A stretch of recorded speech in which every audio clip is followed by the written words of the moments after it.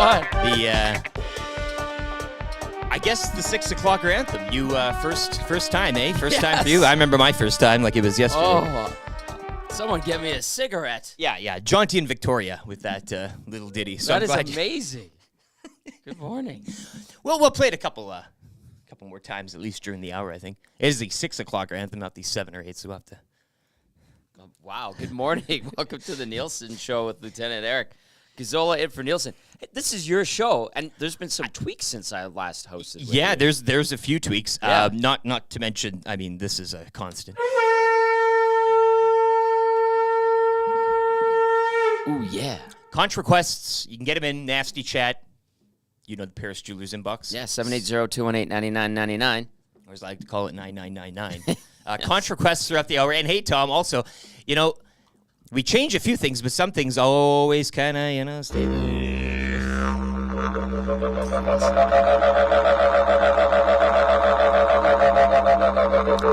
So if you want a didgeridoo request as well, we can knock those down this morning for you. Did anybody, I should have asked you this a long time ago when we launched in September, did anyone, when they finally started watching the Nielson Show featuring Lieutenant Erik, did they realize that you weren't doing it manually every time with the conch?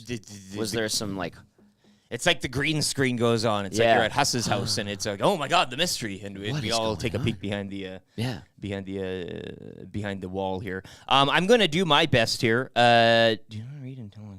Yeah. So A&W's new super crunchy chicken cruncher sandwiches are here, available in 3 new crunch-tastic choices. Tom, Nashville hot chicken cruncher, chubby chicken cruncher, and a BLT chicken cruncher. Try the new chicken cruncher sandwiches today at all A&W locations.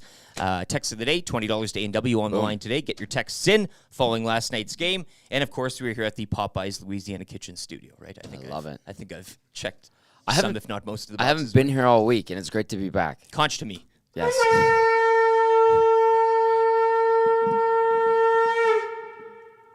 How was the show last night? Big win? It was good. It Kane was Hattie, good. you know? That was incredible. It's funny how they bookend those wins against Seattle on Saturday with a natural hat trick to start the game, and then they end the second game against Seattle in a 5-day span with a natural hat trick by Evander Kane. The third time in Oilers history that a player has completed a hat trick with the overtime winner happened in 91 with Esa Tikkanen, I believe against Calgary. And then it happened again. Kelly Buchberger did it in January of 1993. Kelly Buchberger. Gretzky didn't do it. Curry didn't do it. Messier didn't do it. Koff didn't do it. He was just on the bench gritting his teeth like that could have been me. Oh, he was gone. Should have been by me. then. I could have done it. But yeah, it was a good post-game show. Post-game show is picking up a lot of momentum. I know a lot of it had to do with the poor performances and the 9 regulation losses this team has suffered through, 15 games now, 16 games? And, no, people are starting to realize, hey, we got a good thing going here, so we appreciate that. Yeah, and look, we're going to be breaking down the game basically up until Erik Tomas will join us at the end of this hour around 6:40, 6:45-ish. Of course, a bit of a race going on this weekend down Las Vegas, Sin City. That has been, and I want to ask Erik, because he's all over this, obviously, from Raceline Radio, friend of EST. Apparently, they've sunk, F1 has $500 million of its own money into this race, and they've kind of taken it on and promoted it themselves. Some weird start times for not only practice sessions, but qualifying and then the race itself. And it's the first Saturday race since 1985. Wait, the race will be Saturday? Yeah. That because they don't want to compete with the Grey Cup. That's right. Right? Exactly. This nailed up it. Because I was in a bit of a dilemma? jam. Well, I didn't you're good. Because Grey Cup, you want the whole Sunday. I want to let that thing breathe. I want Dusty, you get your wish, playing matchmaker and friendship maker on the panels or whatever. Yeah. But I didn't want to have to it's the first Vegas race. You want to be watching this too. I know kind of the Formula One circuit has fallen off with the dominance of one Max Verstappen, but this is something to see. So Saturday's the race. Saturday nights. Yeah, good, Saturday 10 o'clock local time in Vegas. So that would be 11 our time because it's Pacific, and it's because of Grey Cup A, and I'm glad you pointed that out immediately because that is an institution, the Grey Cup. Can't wait to see that game. And the other thing, too, is because of the time zone and all of the viewers in Europe. So they wanted to make sure that they made it reasonable for them. So kind of like how we watch it in the morning when it's overseas. They flipped it, yeah. And this will end a streak of 680 Sunday races. Man, so Saturday 11. So we can have a bit of a. Have a night. Yeah, crack a couple. Let's. Why not get out to the bar for a Formula? Like, hey, like night clubbing it for. Garcon, for the F1 race, please. What would you like? Formula 1. Yeah. And a cognac. Well, hey, you know what? I'll conch to that flipping start time. That's amazing. Yes. Boom. So qualies today. Or I guess so. They do it all into a Saturday. I Wake gotta up look really at this. early at 9 a.m. and just go through the whole thing and race at 11 o'clock. Yeah, I was doing show prep right after the post-game show last night. I did walk Penny out last night. She was and a this brat. morning. And this morning. I took her out at like 4:20. Hey-o. Braving the elements. Yeah, she was good. Very efficient. Very good. My last day with her. But yeah, she was a little brat. Yes, she started barking on the post-game show. Good. Well, I don't mind Yeah, that. she does that. You're either down at Rogers Place with fans barking in your ear at the bar, or you're at home with your dog barking in your ear. We also had a fire alarm pole again in our building. Owanek was all over it, though. Oh, Matthew, what did you find out? Yeah, he pulled. Did you pull it again, Matthew? I didn't find out anything. But you were going down. I got down to about the 11th floor, and then the alarm stopped. And so I just took the elevator back up. Do you want me to guess what it was? Go for it.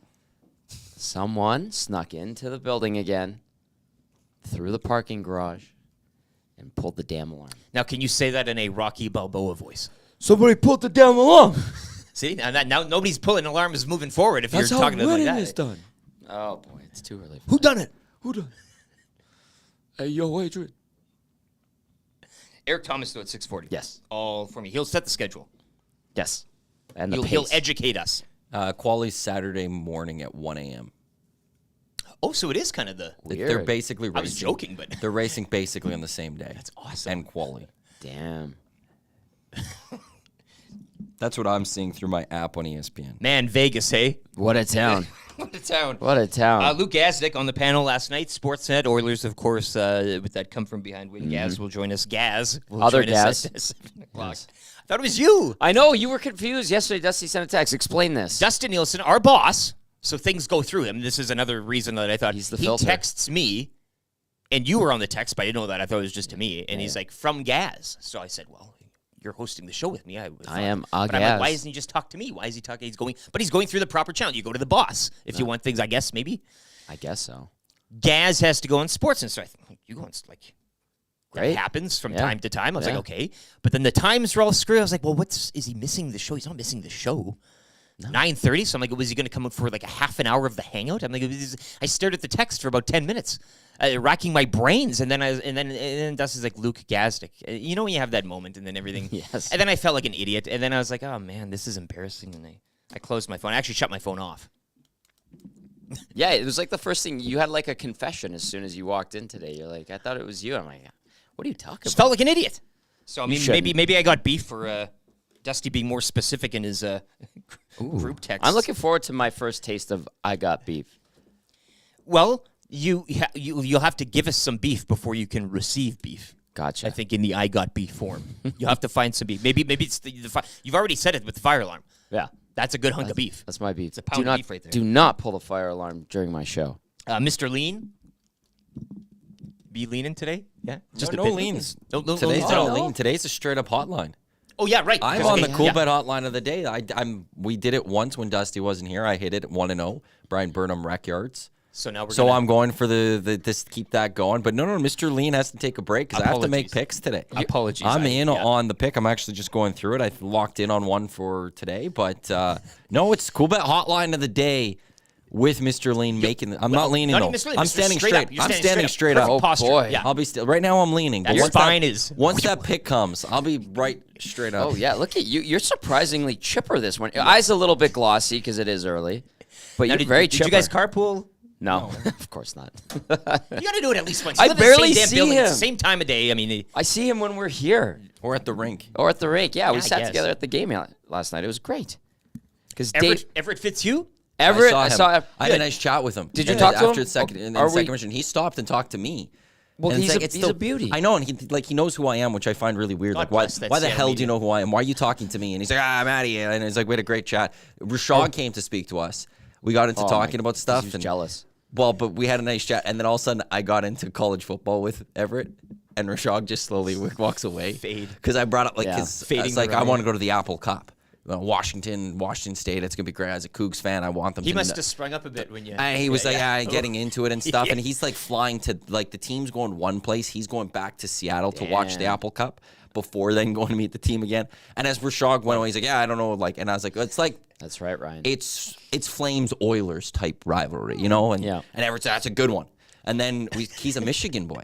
So he's Wolverines fan. So we Oh, got really? Wolverines. I went into my hatred of Ohio State because of the 03 Start talking Harbaugh. Fiesta Bowl, I would and then he's assume. like, I knew I liked you for a reason, Maddie. And so, like, I got in there with Everett really good. So He's a great they're guy. back in town. He says at the end of a 6-game road trip, January. which might be tough.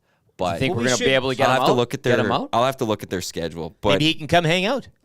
Yeah. I know it's I'll- tight when well- you're visiting media. And I would love to just go and take him for drinks. Sure, yeah. Let's do that. If we can. Everett Fitzhugh was a big 1260 guy. He loved the station. If I could, you let me know. I'd like to be in the loop with this. Absolutely. Yes, he was like he wanted to be like, he's like, everything going good. Like, I was disappointed to see you guys go down, but I'm glad you guys found a way to get back going. Yeah. But like this guy from the Michigan area, who now is the play-by-play voice of Seattle, Yeah. was and is a big 1260 guy. And Seriously. probably friend of EST. Right? He's a friend of EST. Unofficial, Oh, quote-unquote, friend of EST. We had him on the show, on the pregame show on Saturday. Perfect. Well, I didn't want that Lock him in. intermission to end so I could just talk more college football with him. Should have pulled the fire alarm. Like you do. Okay. Bones is in this morning. Bones says, Rocky is a senior sending back soup. Yeah, I guess so, Bones. I guess so. This one from Peterman. May I get to this one? Please. All right. Wet your whistle there. Oh, Yep. Peterman says, can I get a conch from my baby girl who went to her first Oilers game last night? I thought it was going to end in tragedy, but they pulled out the win. Ayo from Peterman. hell of a memory.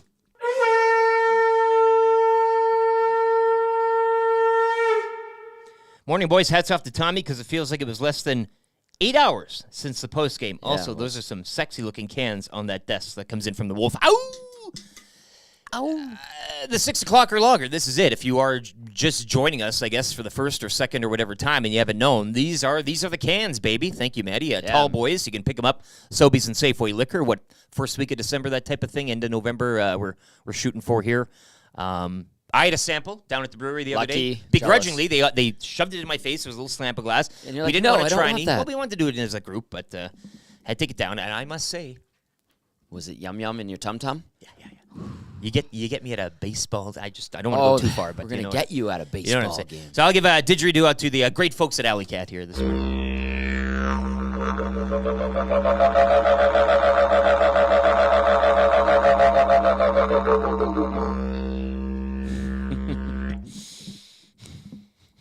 I'm gonna save this one for the morning after. Text? Yeah, this one's good. From who's it? Soft Topper? No, Soft Topper? I don't think that's their name. Fat Guy, Tiny Car. Mr. Lean is fully erect this morning. I love it. That's kind of the energy we were going for. I think that calls for a fresh baby from Tommy, Oil City Dynasty. I think you just... Yeah, You're doing the requests today, I think. Peterman, all the impersonations. Congratulations on a successful night with your fresh bebe. There you go. In attendance at an Oilers victory at home. Maddie, how does this sound from Big Maple? Mr. Firm. Ooh. Maybe a rock hard in there, too. Yeah. Hey now.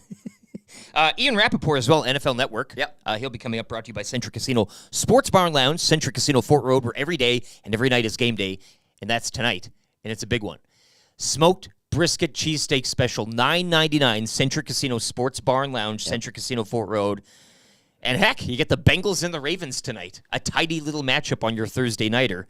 I know Maddie's Ravens, he's kind of Nervous. this is the time of the year where Stiff. you pull on the ribbon and it And starts to nervous. kind of unravel. But Yeah. we shall see. Bengals heating up. Great divisional game. So join me tonight for that one. Yeah. Central Casino Sports Bar and Lounge. It is one of your last chances to qualify into a trip for two to L.A. to catch the Rams and the Browns. We'll be doing that draw on Monday. So get down there, get in the draw box. Free square board as well. NFL memorabilia on the line. And that smoked brisket cheesesteak. $9.99. Great deal. Joe Burrow, by the way, there was a little bit of a controversy. A controversy? Hey. I see what you're doing there. If I'm not too quick on the drive. But. Respect the hell out of that. Well played. There was a post of the Bengals arriving in Baltimore, and they had a shot of Burrow, and on his hand was a cast-type contraption with the fingers cut out on his throwing hand, and then they subsequently deleted the post, leading to speculation that the throwing hand might not be that good tonight. Or maybe it's just all of his plays on the evening, and he keeps them in this. He's like RoboCop. Well, you do the betting, right? You do so many that you can have that quarterback sleeve on, and you kind of check your plays or your whatever you got going on in the evening. And isn't it always on the reverse wrist though? Usually, yeah. And you don't see it that often. I think just as a fashion accessory, walk around with that thing. Damn. Numbers or dates, important dates, like a day planner. Yeah. Kind of check blang. the plays and put it down again, right? Anyway, so that's a thing. Yeah, Ian Rapoport, he'll set up the week again, 7:40. Kind of easy trivia. 3 questions, too many as well. Mr. Mike's in Park Mazda at the top of the 8 o'clock hour. I did, I assume Dusty's up already. It's 8 o'clock out east. Yeah. He already wakes up. Be. He's probably been up for 6 hours already. Maybe Right. he didn't sleep. I don't know what kind of hijinks he would have got into last night. But we do have Dustin Nielson live from Grey Cup in Hamilton. Dustin Bo Keith Dustin or Bo Dustin Keith. Bartholomew? Well, Nielson TSN 1260 will be joining us. He's got to switch that damn handle. Fantastic. 8:20ish, 8:30ish today, just to set the tone and catch the vibe of what's going on in the Hammer. I don't know when he did. Did you know what time he got in yesterday, or was there any? Did he say he was okay? What hotel he's staying Jerry at? Haraxi chaperoning him right now. He was at some. Any update? He was at a sports bar that. Oh, that picture there. But he was all by himself. It looked like. You commented where your friends. It was. Well, where was suits? A lot, you know. Yeah. You're supposed to be there and party with all your friends, and there's no suits, there's no Bo, there's no Marshall. Pretty lonely. Maybe Bo or Marshall were next to him, and he couldn't have it out there, so suits didn't see it. You know. Maybe they're all just somewhere else on their own. Oh. Wouldn't that be something? I wonder if he found the media. The writers' lounge or whatever. I the heard writers' room. The writers' lounge is supposed to be room. pretty good. Did you That's go amazing. in the? Did we? 2018? I didn't go in We were Calgary. invited. I can't remember. I went to Edmonton a couple times. Yeah. I don't think I did. Big regret. But I did go to the Spirit of Edmonton multiple times last time the Grey Cup was here. And then we went to it the following year in Calgary. You were there.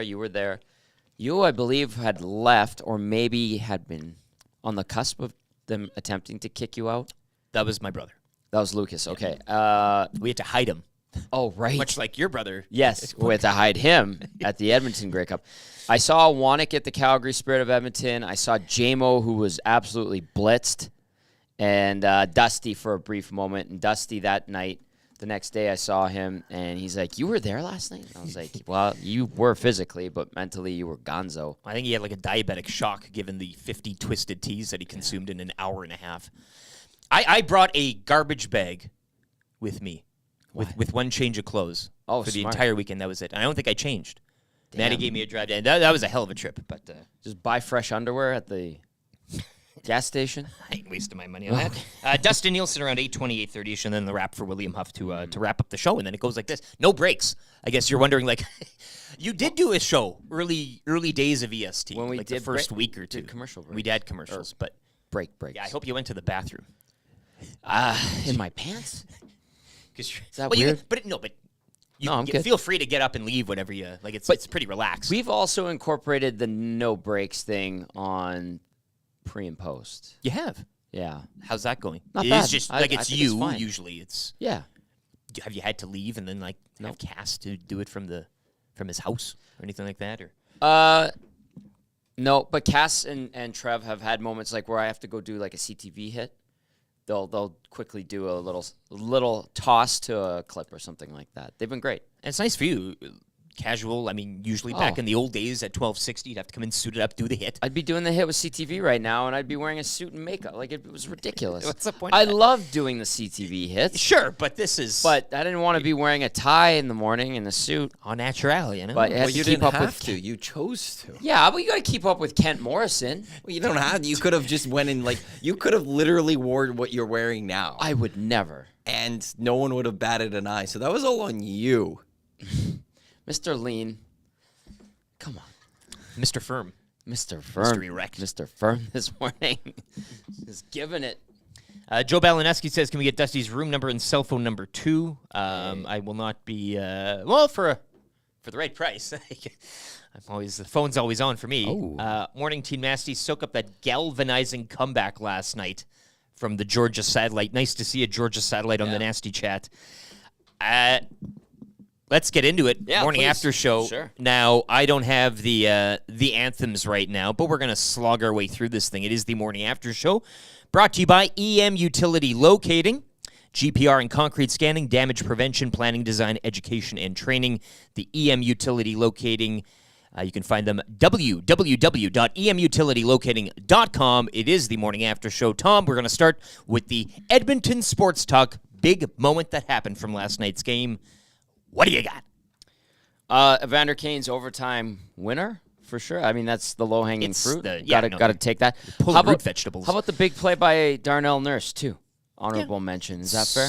Giving him credit when he can earn it is always nice in this market. I'll go with and not to copy you with the overtime. I'll go with the 3-all goal.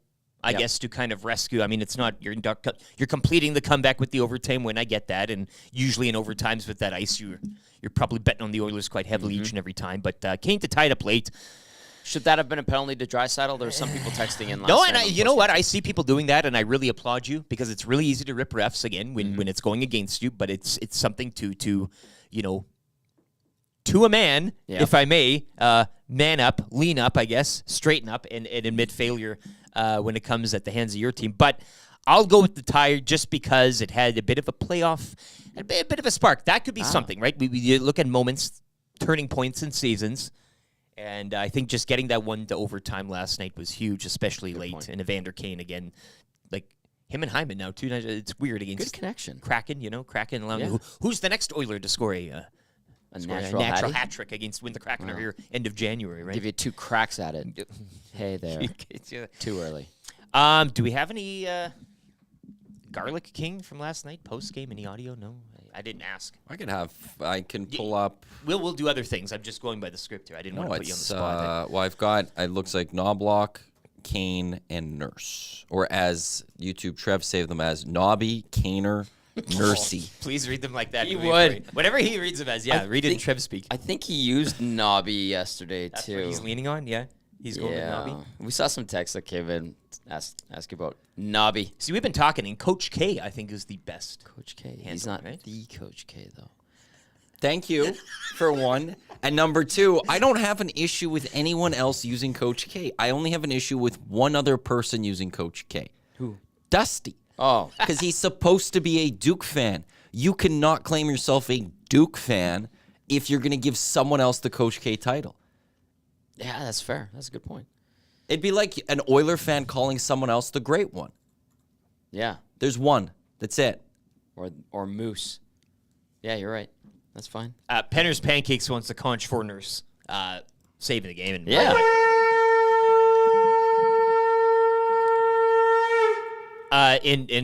Do we have something? Oh, Kaner? Is Kaner teed up? I'm getting Kaner teed up. Kaner, I think this is it from last night. Let me just give me 30 seconds. Oh, absolutely. Yes. Super stat of the night, Tom. Yeah, Can you identify one? Do you see a number that pops off the page for you? I mean, the natural hat trick's hard to ignore. Yeah, that's a good one. I'm looking at one right now. 914. 914. 914. 914. 28 save performance. 914. Okay. I mean, over the 900 again. It's nice Finally. to see for him, and kind of again, if he's given the reins, which I assume that's the case now with Pickard not getting a sniff. Very much so. That's very encouraging moving forward. So 914, I'll go with Stuart Skinner with the Kane hat trick, obviously there as well. What do you got? Anything super stat? How about this is a little milder, if you will. Yeah. Hyman, Draisaitl, and McDavid all a +3.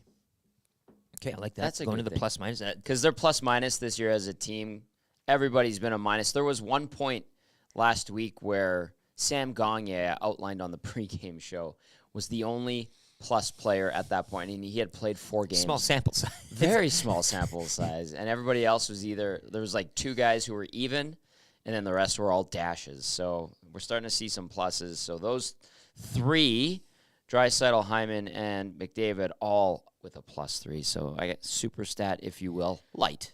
That glove save in the last few minutes was huge, helped carry the momentum even more. That comes in from GSB on the nasty chat, and then Loomis just above him. Took one game, and the ice times are skewed again. Yeah. Thoughts on that, Tom? And we saw McDavid, Draisaitl together in the second period, and it was noticeable. Now, there was some talk up at press level. Was it to do, or was it a result of power play time and PK time, because there was a bunch of penalties in that period? And did Knobloch want to get those guys out there for momentum? And then I think in the third period, if I recall correctly, he did separate them again. But then late in the game, obviously the team chasing, they had some shifts together. So strictly situational there.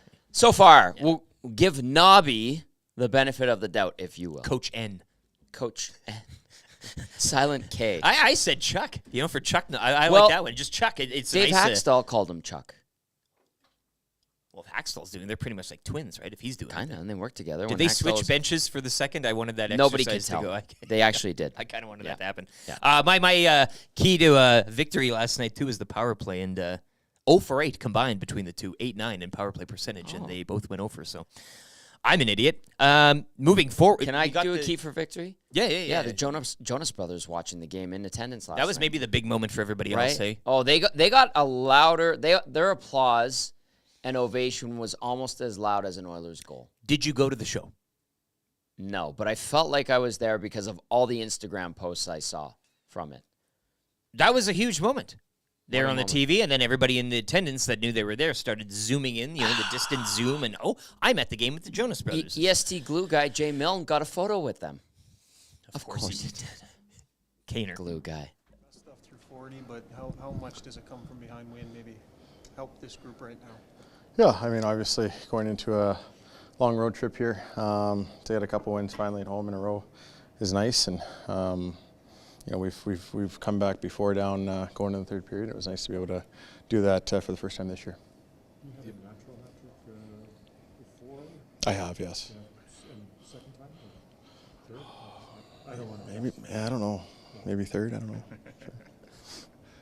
It's going to take some magic for a team that was in 31st place to climb all the way back, right? Yeah. Is that what some of this is? Whether you deserve it or not, you're walking there with 2 points. Yeah, I mean, again, I'm kind of beating a dead horse. I think our play was better than our record was prior to, but at the same time, we were giving up way too much, and the pucks weren't going to the net. And I think, obviously, these last couple of games, we've had big third periods, and they've propelled us to wins, and I think we're starting to find our groove a little bit here. So the emotional difference between where this game was headed and where it ended up is pretty massive. How important is it to the guys in this room that you come out of here with a win in this? Yeah, I mean, we talked about it in the second intermission. We got to create some energy. We got to flick the switch, and I thought we did a pretty good job. We got in a little penalty trouble in that first half of the third period, and our penalty trouble did a great job. Stu was big, made the saves he had to, and Nursey saving that empty net goal off the faceoff there was a huge play, obviously, to help us win the game. So that was a great play. Big picture, Evander. I mean, you've talked before about when your teammates play physical, when the group plays physical, how that can sort of lead to good things for you guys. Yeah. Where do you think this group is at in terms of kind of that overall battle level and physicality level that needs to be there to? Yeah. I mean, I think it can obviously improve greatly. I think we all know that in this room. I think that's only going to lead to more scoring opportunities for us when you get all 20 guys playing that way. I think some of the goals we gave up, we could have been a little harder, a little firmer. But as I said, I think we did a good job of not being deterred and not having a letdown going into the third period after that second and pushing to get a victory. You have a group where maybe not as many guys have that in their game by nature. Is it incumbent on everybody to try and find more of that, even if it's maybe not what their bread and butter is? I think everybody has to find a way to contribute in a positive way to the game, whichever way that is. And I think, if you get more guys doing that on a consistent basis, you're going to have success. And the last 2 games, so we've made some mistakes, but I thought guys have been doing a good job for the most part of bringing a positive influence to the game, and we've had some success. The guys that are getting it done, though, are like 5 feet from the net guys. It would seem here recently. Yeah, I mean that's where we have to score goals right now. I think a lot of our goals are coming from around the net, as you mentioned, and guys are going there. And when we put pucks there, it makes it more important to go there, and it creates guys wanting to go there when pucks are going to the net. So you were saying your play was better than the record, and the numbers prove that. Desharnais hits the post, you get the late goals, Skinner makes the save. Those are the kind of things that you needed to fall your way the last little while, and maybe they are now. Yeah, when you keep working, you stick with it, as I think our entire group has done. The bounces and the chances and the finish will eventually come, and we've seen a little bit of that, obviously. Guys are making some really good plays out there, and we had a little bit of finish in the third period. Evander Kane, last night's hero, scoring the natural hat trick and overtime winner in an Oilers come-from-behind victory over the Seattle Kraken down at Rogers Place. His post-game comments there. Anything taking away from that, Tom? Any of the words from the hero last night in Evander Kane? Yeah, him understanding and recognizing that he's had multiple natural hat tricks and pointing that out to Uncle Gene.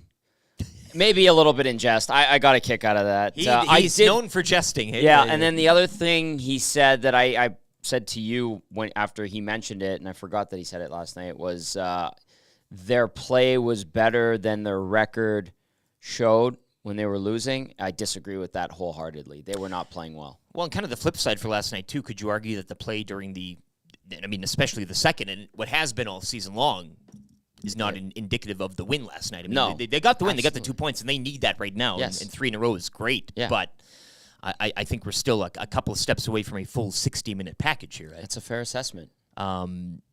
Although Saturday in Seattle was pretty close to 60 minutes. That was a good effort from start to finish. On the tail end of the Woodcroft era, though, that's You could make the case they got outshot in Seattle in that third period 9-0, but they held firm in that third, and I wasn't too concerned about the lead as I was watching that game. Mm-hmm. I was like, they've got this, and there was a lot of kill time, dump the puck in, slow up the Kraken on their way through the neutral zone, and yeah, Skinner had 9 shots, but that was a 60-minute effort in Seattle. They were patient on Monday in the win against the Islanders, the most boring second period ever this season in that game, but they get the 4-1 win, strong third period, and then last night, like you outlined, not a great second period. Moments in that game where, Seattle, if they had buried one, if Skinner didn't make that save, Darnell Nurse didn't make that great play at the end, we're talking about a Kraken win, and maybe the sky's falling again. Yeah, and I think Bouchard as well with a few moments. I know 3 assists on the evening, but some of the play, leading to errors and goals and mistakes on that front. Evander Kane, the first star, Bouchard, the second. McCann gets the third. I'll go for the 4th star with Stuart Skinner. I mentioned his save percentage in my super stat of the evening. Again, I'm just looking for some consistency from that position, and another save percentage over 900 will do it for me. So I'll give it to Skins again. Goaltending was an issue. Some people may still argue it is, but I'll go with Stuart Skinner as your 4th star of the evening. 38th star of the night, Tom. Yeah. Who do you honorable mention to one Kyler Bartholomew Yamamoto. 1 hit on the night, and I think it was like 11 minutes of ice. 11:55, so 12 minutes essentially. And then the guy who beat Yamamoto for 38th star of the night, totally subjective obviously, would be Adam Ernie, probably facing a suspension here for that. Yeah, and that's great with a group that's Pemlar. Shorthanded and you're looking at for depth and he First comes game in back and since a you're call-up. I don't know, man. No bueno. Feel the urn. We will also, the Steady Eddie of the night, and I want to say this, the EM Utility locating Steady Eddie of the evening, brought to you by EM Utility Locating. You can visit them at www.emutilitylocating.com. GPR and concrete scanning, damage prevention, planning, design, education, and training. Who is your Steady Eddie of the evening? Steady Eddie, this is probably a guy that does not receive this award that often, if at all, but I'm going to give it to Darnell Nurse. 25-46 time on ice. We talked about the big play he made. No offense, no penalties, 3 hits, 1 shot, and 1 great defensive play to reiterate. So I think he was the Steady Eddie, taking the bulk of the workload on the back end for the Oilers last night, and he's put together a couple of decent games here, so he gets the Steady Eddie award. No, it's good. It's good not to see people complaining about him, I guess, and he has to bring that himself, but playing closer up to that price point, I guess you could say. The Morning After Show brought to you by EM Utility Locating. Check them out today, www.emutilitylocating.com. Boom. Conch for that.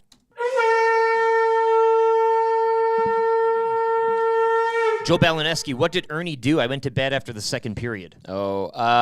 Basically, he took a run at Pierre-Edouard Bellemare and caught him with a shoulder to the head. Alan Covey says he got the elbow up. Elbowed a Yeah. Kraken in the head. Yeah, it was Scored. suspendable and stupid.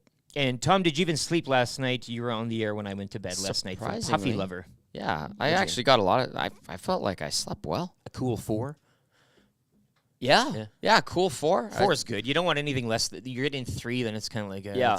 So, dog sitting. Obviously, she made her appearance on the show last night by barking. I couldn't.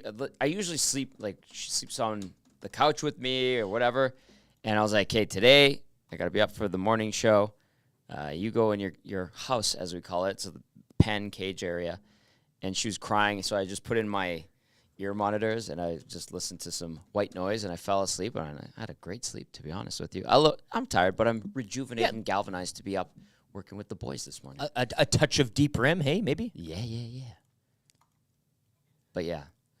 Old Nielson texts in, thank you, Lieutenant Erik. Great win, but same guys doing the same dumb things. Coach KK has a lot of work to do. Yeah, we know this. He knows this. I think everybody knows this. It's just now you don't have any runway to do that work.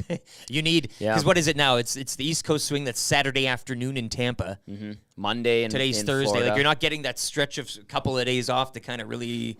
They were going to practice and then fly, and then last night they announced travel day, so looks like they're not even going to bother practicing. They earned that with the 3rd consecutive win, but that means a big day of work tomorrow at practice in Tampa, and then because that's essentially their pregame skate as well, or morning skate, and then they have to go and get it again. And there were some moments for Chris Knobloch that he was like, oh, this is what the prior coaching staff had to deal with, and he wasn't shy to point it out in his press conference after the game. I just want for anyone on YouTube, here's the Adam Ernie run at Bellemare that you can watch, thanks to Emerald City Hockey on Twitter for this. But nice slow-mo replay.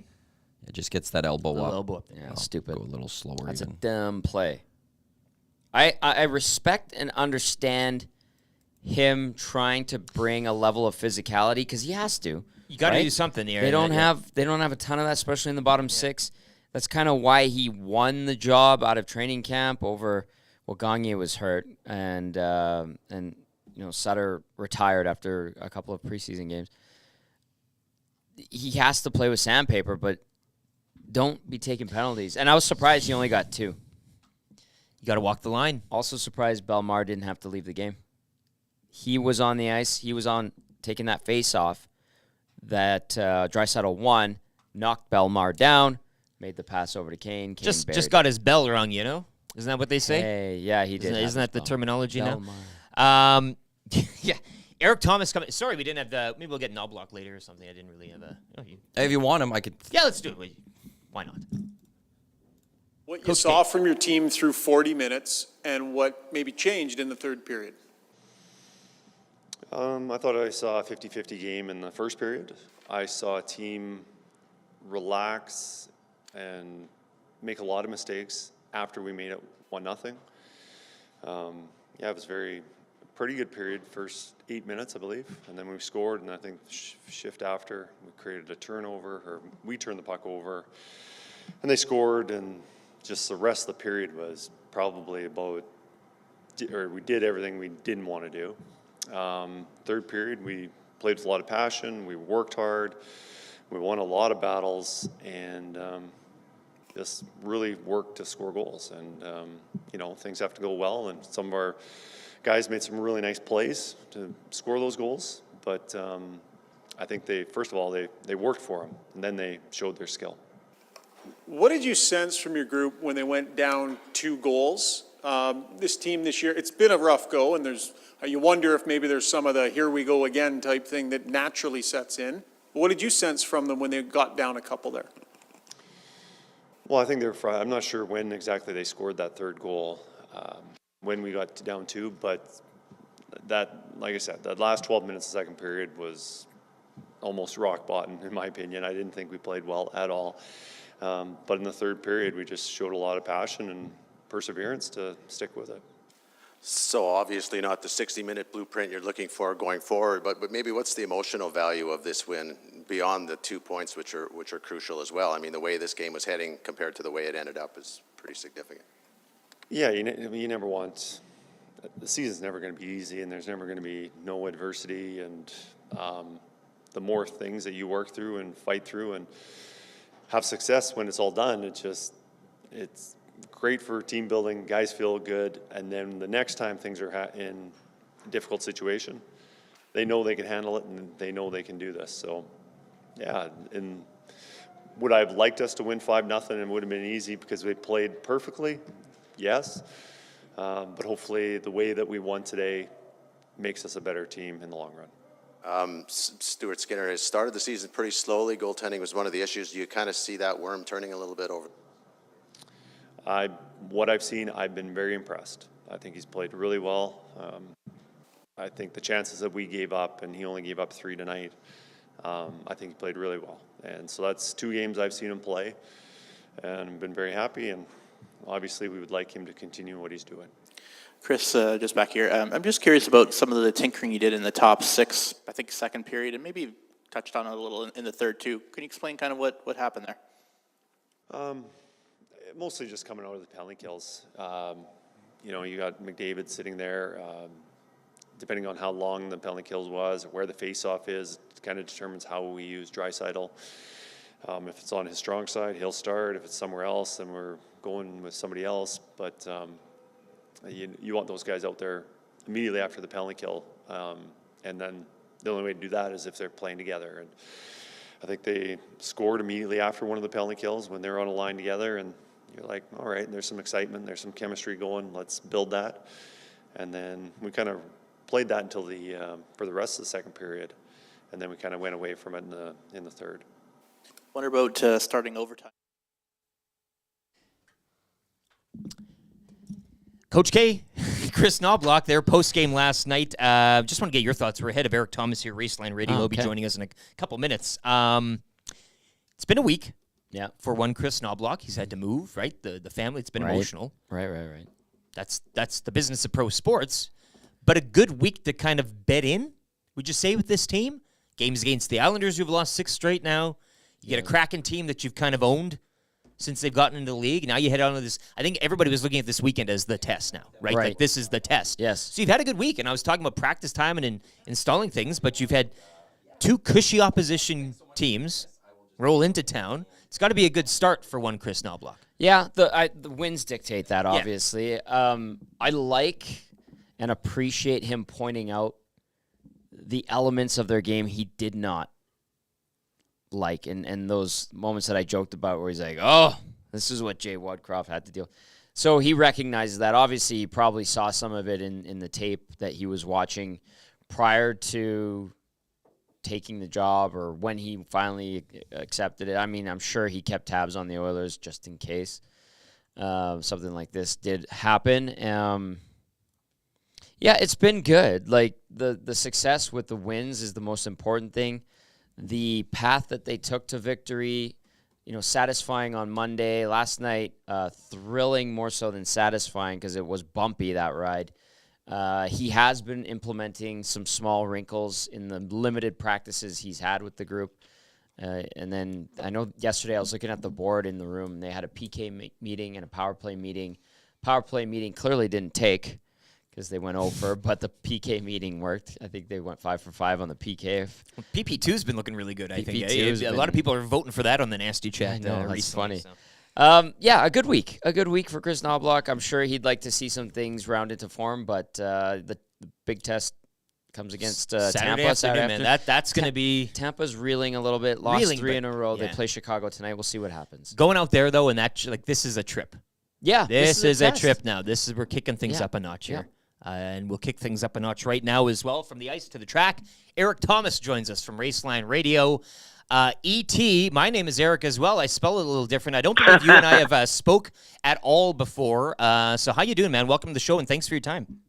Hey, listen, nice to be on with you guys, and certainly through the 31 years that this program has been on the air across the country, staying on and staying connected with the auto racing fans in Edmonton is key for us, and a thrill to be on with Edmonton Sports Talk, and it's growing by leaps and bounds, and I'm hearing nothing but good things about it, and thrilled to be on with you guys and continuing on the message and the mandate to cover this sport from a Canadian angle 31 years ago. So, yeah, pleasure to be on, and lots going on as we kind of get down to the bottom part of the season here. I salute you for the years of service, E.T., because that is outstanding, 31 years, and, where are you at? Are you in Vegas right now, or what's the scoop here? Are you No. We do some of this stuff remotely, and this is one of them. I'm located in the Niagara region. I'm on the bottom of Lake Ontario from where Toronto is. We're down in the Niagara Falls area, so that's where I'm doing it from, and keeping tabs and everything. It's kind of interesting that you mentioned that, because when the show first started 31 years ago, we had to do all of the traveling because the internet hadn't been up and hadn't been really invented yet, and there was no way to do anything remotely. But now you can cover races just about as effectively, if not more effectively, by doing them remotely, because the various series have, the driver interviews all available for you, and you don't have to, jump on an airplane and book a hotel room and have per diems and all that stuff to get all the sound of the information that we used to do. So it's kind of a good thing. No, I do get out to the track every once in a while, certainly not as much as we used to, but I'm covering the whole thing from my little abode here near Niagara Falls. So it's nice to be talking to you across the miles here. Yeah, and I guess too with the recent explosion of the popularity of Formula One. I mean, we talked to some guys that cover racing, and for the old hats, I guess. I mean, again, you mentioned 31 years, but this explosion of F1 popularity just recently. I mean, yeah. I think even staying away from the racetrack and all the hoopla that surrounds it is much easier to cover a race and with multiple screens from wherever you are, Niagara or whatever, than going down and having to Martin Brundle your way through the paddock. I mean, it's taken off. Yeah, I know what you mean. But it all sums up with this race in Vegas over the weekend, right? Like, we've all been waiting for this. This is kind of the culmination. Lando Norris is getting mobbed by the thousands of people yesterday. They got cars going through casinos. What's wrong with that? Well, nothing wrong, but your thoughts. I mean, again, you mentioned, Erik, 31 years. How have you seen this all change? And now here we are, Vegas, with 11 p.m. races and qualifiers, 1 a.m. Like, how did we get here? And have you enjoyed the ride? Yeah, I have enjoyed the run, and it's really been amazing to see what's happening with the Netflix series that really kicked the popularity of F1 back into gear again. It never really popped out of gear because we're a big part of that. Of course, we have a Grand Prix in Canada with the Canadian Grand Prix that's been on the F1 calendar for it seems like forever. But the fact of the matter was, you're seeing a lot of different opinions about this. In terms of it being, Max Verstappen critical of saying we look like clowns up here. A lot of glitz, a lot of glamour, a lot of lights. It's very Hollywood, but that's why they're racing in Las Vegas. I mean, everybody goes down for the glitz and the glamour and the gambling and the shows and what have you. And that's what F1 wants to do by running in places like Las Vegas, to bring more fans into the tent, to see the act, to see the show, and hopefully stay on board. And of course, the manufacturers are behind it because you sell Ferraris, you sell Mercedes by the millions in the continental U.S. So that's why there's a U.S. Grand Prix. That's why races in Texas. There's another one in Miami, and here we go with a third one, in Las Vegas. So while the drivers, rightly so, already have their game face on, you guys, because this is a street course that is going to be very, very difficult because they're long straightaways, but no fast corners. And because the race is at night, I don't know what the planners were thinking here, but this race is going to be run in temperatures somewhere between 50 and 60 degrees, which means the tires are not going to work that well. The engines don't like necessarily the cold air, even though they do have turbos.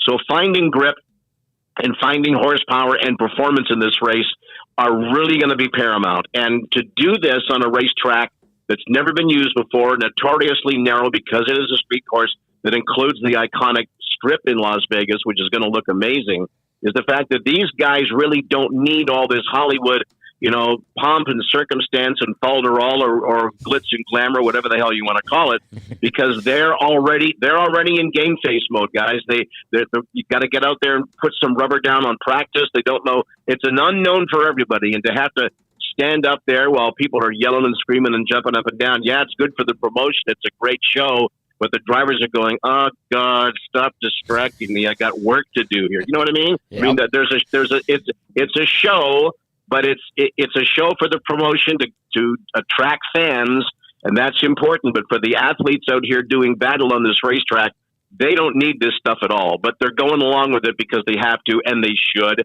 But that's why they're pros, and that's why they get paid the money they do to get out there and perform, even when there is a huge distraction. So that's sort of the whole picture in Las Vegas. It's going to be weird because it's a 10 p.m. start Las Vegas time, which means it's 1 in the morning this is a Saturday night we're talking now, and then that means 1 in the morning on Sunday. And then, of course, this is all done. Why is it so late? Why is it? Well, because their main television audience is in the UK.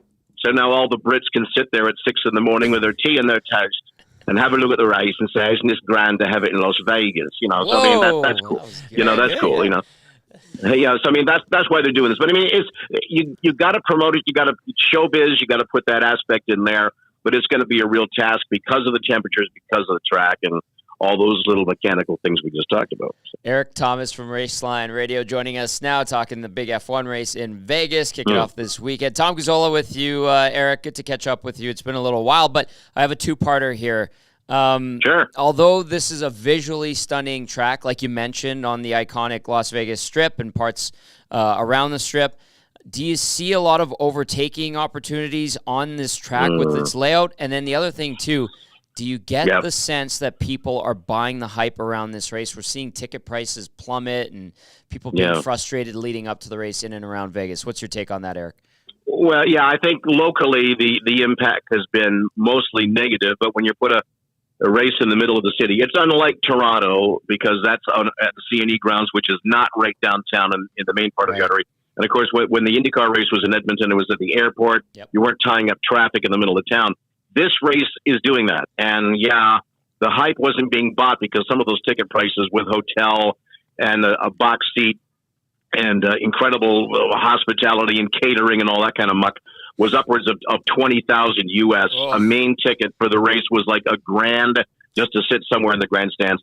A lot of those things went unsold, so those prices have come down. So locally, yeah, it's going to be worth in the billions in terms of commerce in the area, in restaurants and hotels and whatever. But when they ran this race, an F1 race back in the early 80s in the parking lot of Caesars Palace in Las Vegas, the idea was to get all those, race fans inside to gamble. And it didn't really happen that way, so it kind of fizzled out. So they're kind of hoping with the Netflix popularity and the exploding popularity you talked about at the start of this interview, will kick in and it's going to mean a whole lot of money for the city.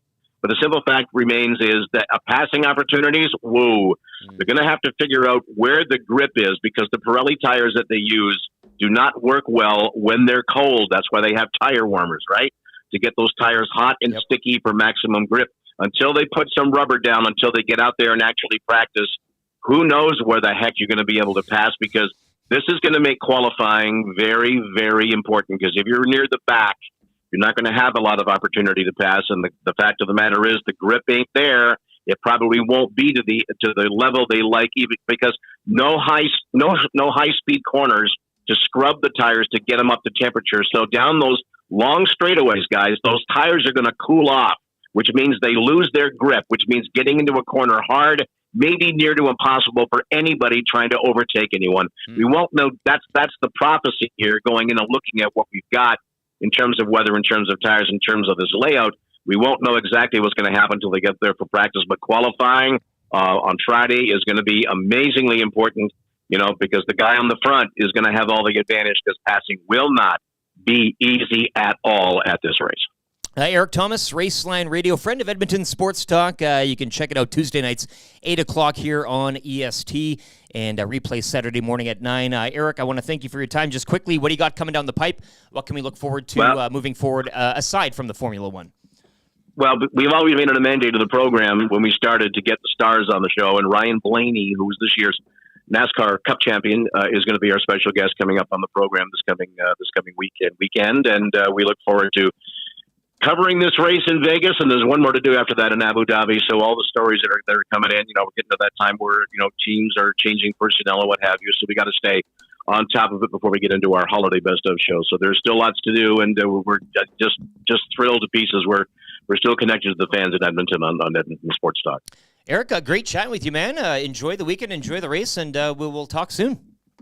We enjoyed this. Let's do it some more. Absolute. Lights out. Love it. Lights out. Lights out. Love it. Can I get to two conches real quickly? I know we got Luke Gazdic coming in. They're very important, near and dear to our hearts here. Sure. Greg from Lacombe, an AM Nasty OG. My 7-year-old is heading into the stollery today to invert a feeding tube in the stomach. Gonna get a conch for my boy Fox and for all the great staff and volunteers at the hospital.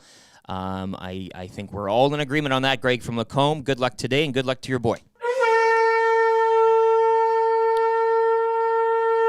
And also, we got our buddy Atif checking in. Atif stateside. Wheels. Good morning, boys. Mark, Tampa Bay, Florida on the map. Listening live. Can I get a conch for my sledge hockey team representing the Oilers in the NHL Sledge Hockey Challenge? LT, I'm too far away from the Century Casino to come tonight. That's okay, Atif. I'll give you a conch. Good luck, man. Oh, good luck, Wheels, Good luck, Wheels. on the ice. Love you, buddy. And all the best to you guys. I love that impersonation. He's a great beauty. He is a saint. He's awesome. Yeah, with a capital S. And we thank Eric Thomas for making his, I think, maiden voyage on the Nielson show. He's on this. Well, of course, on EST. I don't know when he would have been on the Nielson show at 1260 either. It would have been years. Did you ever have him on? I had him on when I filled in on Sports Night. When I filled in for Dino Millard, who's in on the Hangout today, correct? Yeah. I used Eric. I used Eric quite a bit on the JMO show and / Lieutenant Jameson. Yeah. I used him quite a bit. I didn't even think him being out east in Ontario too. It's like we're all crowing about 11 o'clock. He's Sunday morning, so maybe it does get into the Grey Cup viewing for him at 1 a.m. Sunday morning. But we thank ET for his time. Yeah. Can I do a sports update? Of course. Why are you asking me? Well, I don't know. I just kind of. Luke Gazdic coming up next. He is our NHL insider. First, though, last night, NHL action. Evander Kane with the natural hat trick and overtime winner. The Oilers would come from behind to defeat the Kraken 4-3 from Rogers Place.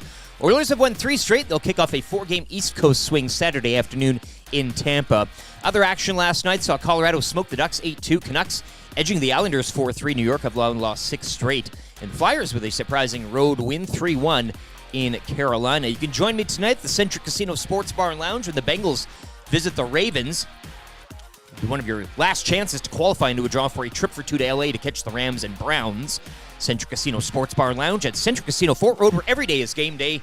Special tonight, smoked brisket cheesesteaks, $9.99. Raptors dropping a 128-112 decision to the Bucks. They fall to 5-6. The Raptors will host the Celtics tomorrow in group stage action of the in-season tournament. And back over to hockey, the Oil Kings kicking off a 3-game road trip with a 6-1 win over the Pats. The club traveled to Brandon on Friday and wrapped the trip Saturday night in Moose Jaw against the Warriors.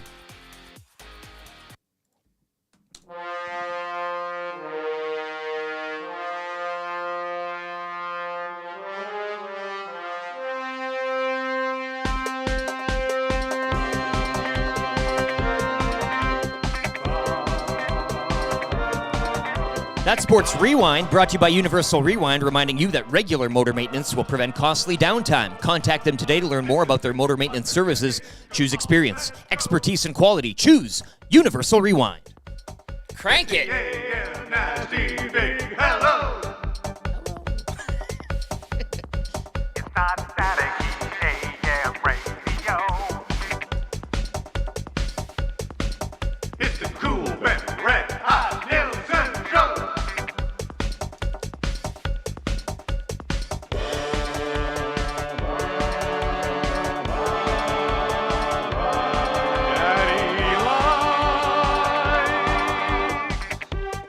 Nielson Show, 7:01. I guess we can get away with playing that here. Who sent that in again? So, yeah, I know you're kind of Jaunty and Victoria. Jaunty. And were you at the AM Nasty Summer? I don't remember anything from that night. I was on holidays. Yeah. I regret not being there, although I tell people in private where I was, and they're like, oh, yeah, I get it. It's all good. Yeah. So we think Jonty and Victoria made that in his basement, in his lab. Fantastic. He's got his That's own lab amazing. there, so yeah. It is the Nielson Show from the Popeyes Louisiana Kitchen Studios here. Don't touch it. It's very hot. I didn't touch it. We still need to mount very this damn spicy. TV. Paris Jewelers inbox as well, 780-218-9999. Local family-owned businesses start at Edmonton with 22 stores across Canada. Get your texts in now. We're going for the text of the day, $20 to A&W as well on the line. You can buy multiple Chubby Chicken Cruncher sandwiches if you like with that. $20. We're not going to tell you how to spend it. But it is on the line, $20 to A&W for text of the day today. And with that, I think Luke's ready to go. Hey, he too had a late night on the panel. You're waking him up. Luke Gazdic, NHL Insider Analyst, brought to you by Pro-Am Sports, your locally owned fan gear and fan cave specialist located on St. Albert Trail, 1 block north of the Yellowhead, or online, proamsports.ca. Like you, they're fans too. Yeah, they are. Check them out today. Morning, Luke. How you doing?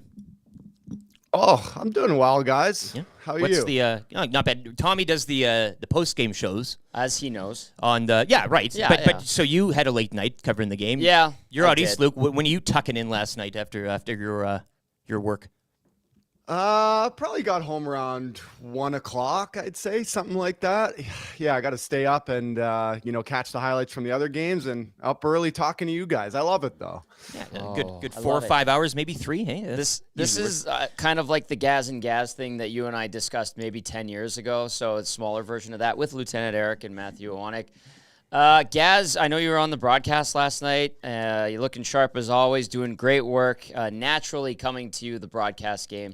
No surprise at all. But there was good stuff that the Oilers did in that game. There was also stuff that reminded me of the first couple of weeks of Oilers hockey, and that was something that Chris Knobloch discussed and brought up in his post-game press conference. Let's get the negative out of the way. Did you notice some of the bad habits creeping back into their game a little bit last night? Yeah, first of all, Tommy, it's great to see you. Likewise. Great to hear from you. Yeah, you know what? I put it this way. Every coach that I've had and in hockey has a different way of addressing his teams after games when he comes in the dressing room after a win or a loss. But interestingly enough, assistant coach Glenn Gulletson, I played for 2 years in the minors with Texas. And he made a point of telling us that after we won a game, he would never come in and be negative. That was a point he made as a coach. Because at the end of the day, it's all about the 2 points, right? And you get the win, and that's all that matters. And if he didn't like our game and we won, he just wouldn't come in, right? He just wouldn't talk to us. That was one of those games, right? Where you got the 2 points, but it was not pretty. I can't see the coaching staff being overly thrilled with essentially like 56 minutes of that game. That's what was not encouraging for me, I think, was a lot of those same habits, especially in the D zone. We saw creeping back into their game. I think me and Jamal really focused on it in the first intermission because they're having such a hard time breaking out of their zone. It's so sloppy. It's like I showed how you can really just use the middle of the ice. Seattle really just likes to send wingers down the wall. And if you just have a low and slow center, you could break out easy every time. But it's first passes, it's rolling pucks. And it just looks like no one's really on the same page in the D zone. And it just leads to breakdowns and it leads to no communication. And you see guys pointing and looking and yelling at each other. And then, it's a high flip out of the zone to no offense and change, right? It's just, I think if we're looking on a negative, with a negative connotation here, for me, it's breakouts and D zone that still need a lot of work. What has been your, I guess, you can call it letter grade, percentage, I don't know, thumbs up, thumbs down, but the week it was for Chris Knobloch and coming in here, and it's funny, the Saturday night in Seattle, and now we're here again, Seattle, another hat trick. But I was talking to Tom earlier, probably a good week given the opponents coming in, 2 home games for Chris Knobloch. I know he don't got a lot of time or a lot of runway to implement a lot of what he maybe wants to do overall moving forward.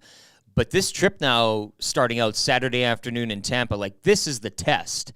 But what have you made so far from the week? Just going off his demeanor, how he's looked, how he's kind of looked behind the bench during games. I know some of the old play is still there, as you were mentioning on the intermission just now, but what have you seen from Chris Knobloch in the first week on the job that's been noticeable or stuck out to you, if anything, at this point? Yeah, I don't think there's a ton. First and foremost, Erie Otters guy, so I got to shout that out. I'm a big fan of my alma mater, but you're not going to see a ton systems-wise early. I think you'll see that stuff creep on. I've already seen a couple small changes, sending 2 off neutral zone forechecks. You'll see 2 forwards start to go. It's almost like a 1.5 where he's looking to jump.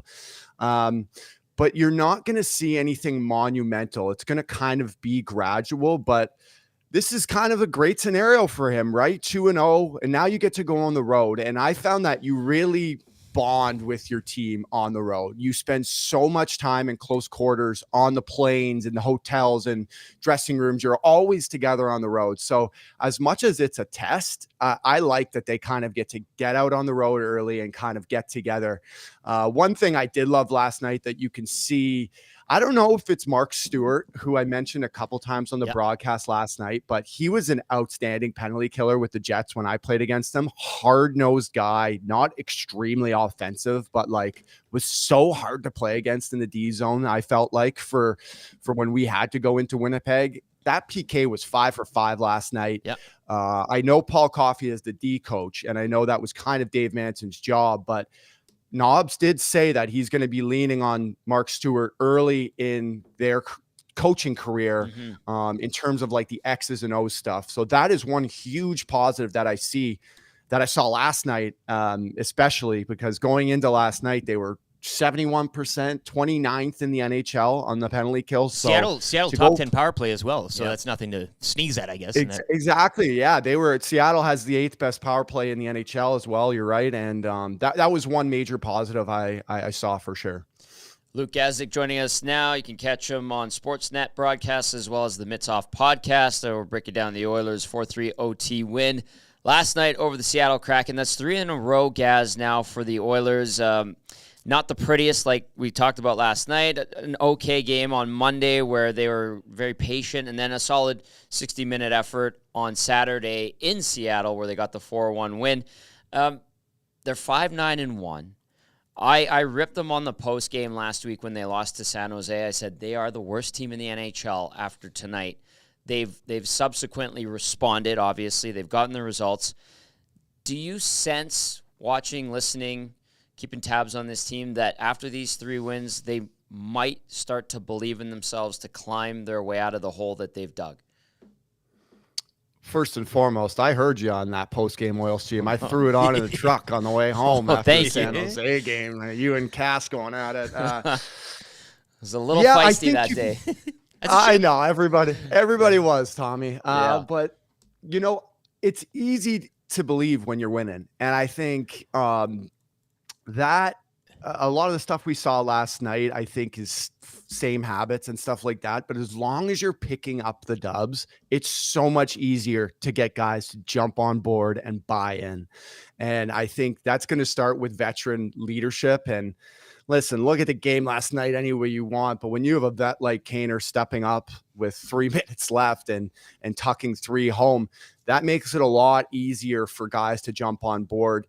I hate looking at things as a whole, and I know that's such a thing we do a lot, especially now on the media side. You're always looking ahead to what's next, and you're looking behind at what the record's like, and you're already standing watching because you're trying to climb up the standings.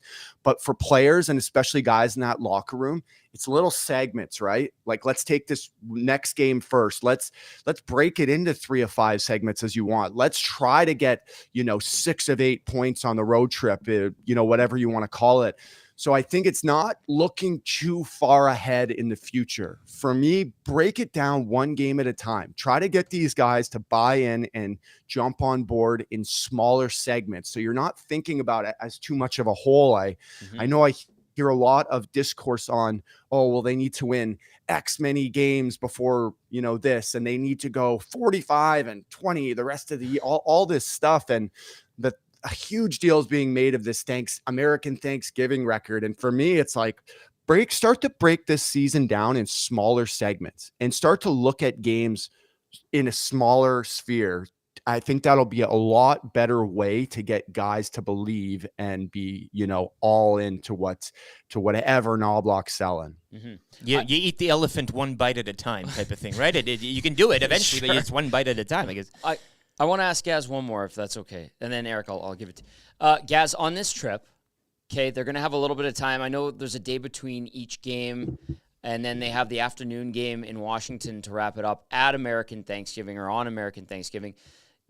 Do you foresee opportunities, or could there be moments for Chris Knobloch to get together with the guys kind of informally to start to get to know them a little bit away from the rink? Because I know when we traveled together, when I was covering the team for Oilers TV, usually the players would do their own thing. I don't recollect a lot of coaches getting together with the players, but might this be a good opportunity to do that, or do you think that they'll kind of keep their separation between coaching staff and players?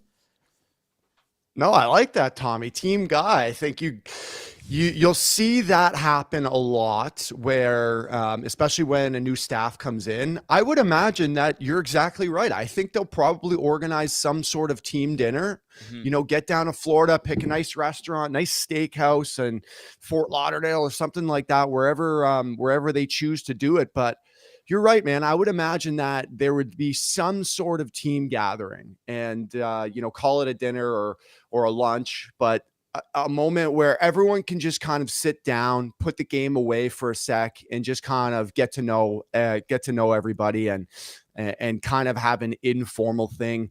Quite honestly, those were some of my favorite moments of my career. Just putting hockey away for a second, ordering a nice seafood tower or whatever it is, and just sitting down and shooting the breeze with your coaches and whoever it is. And I think that's, not only a good question by you, but I think it's a good idea for them to probably get something like that done here on this roadie.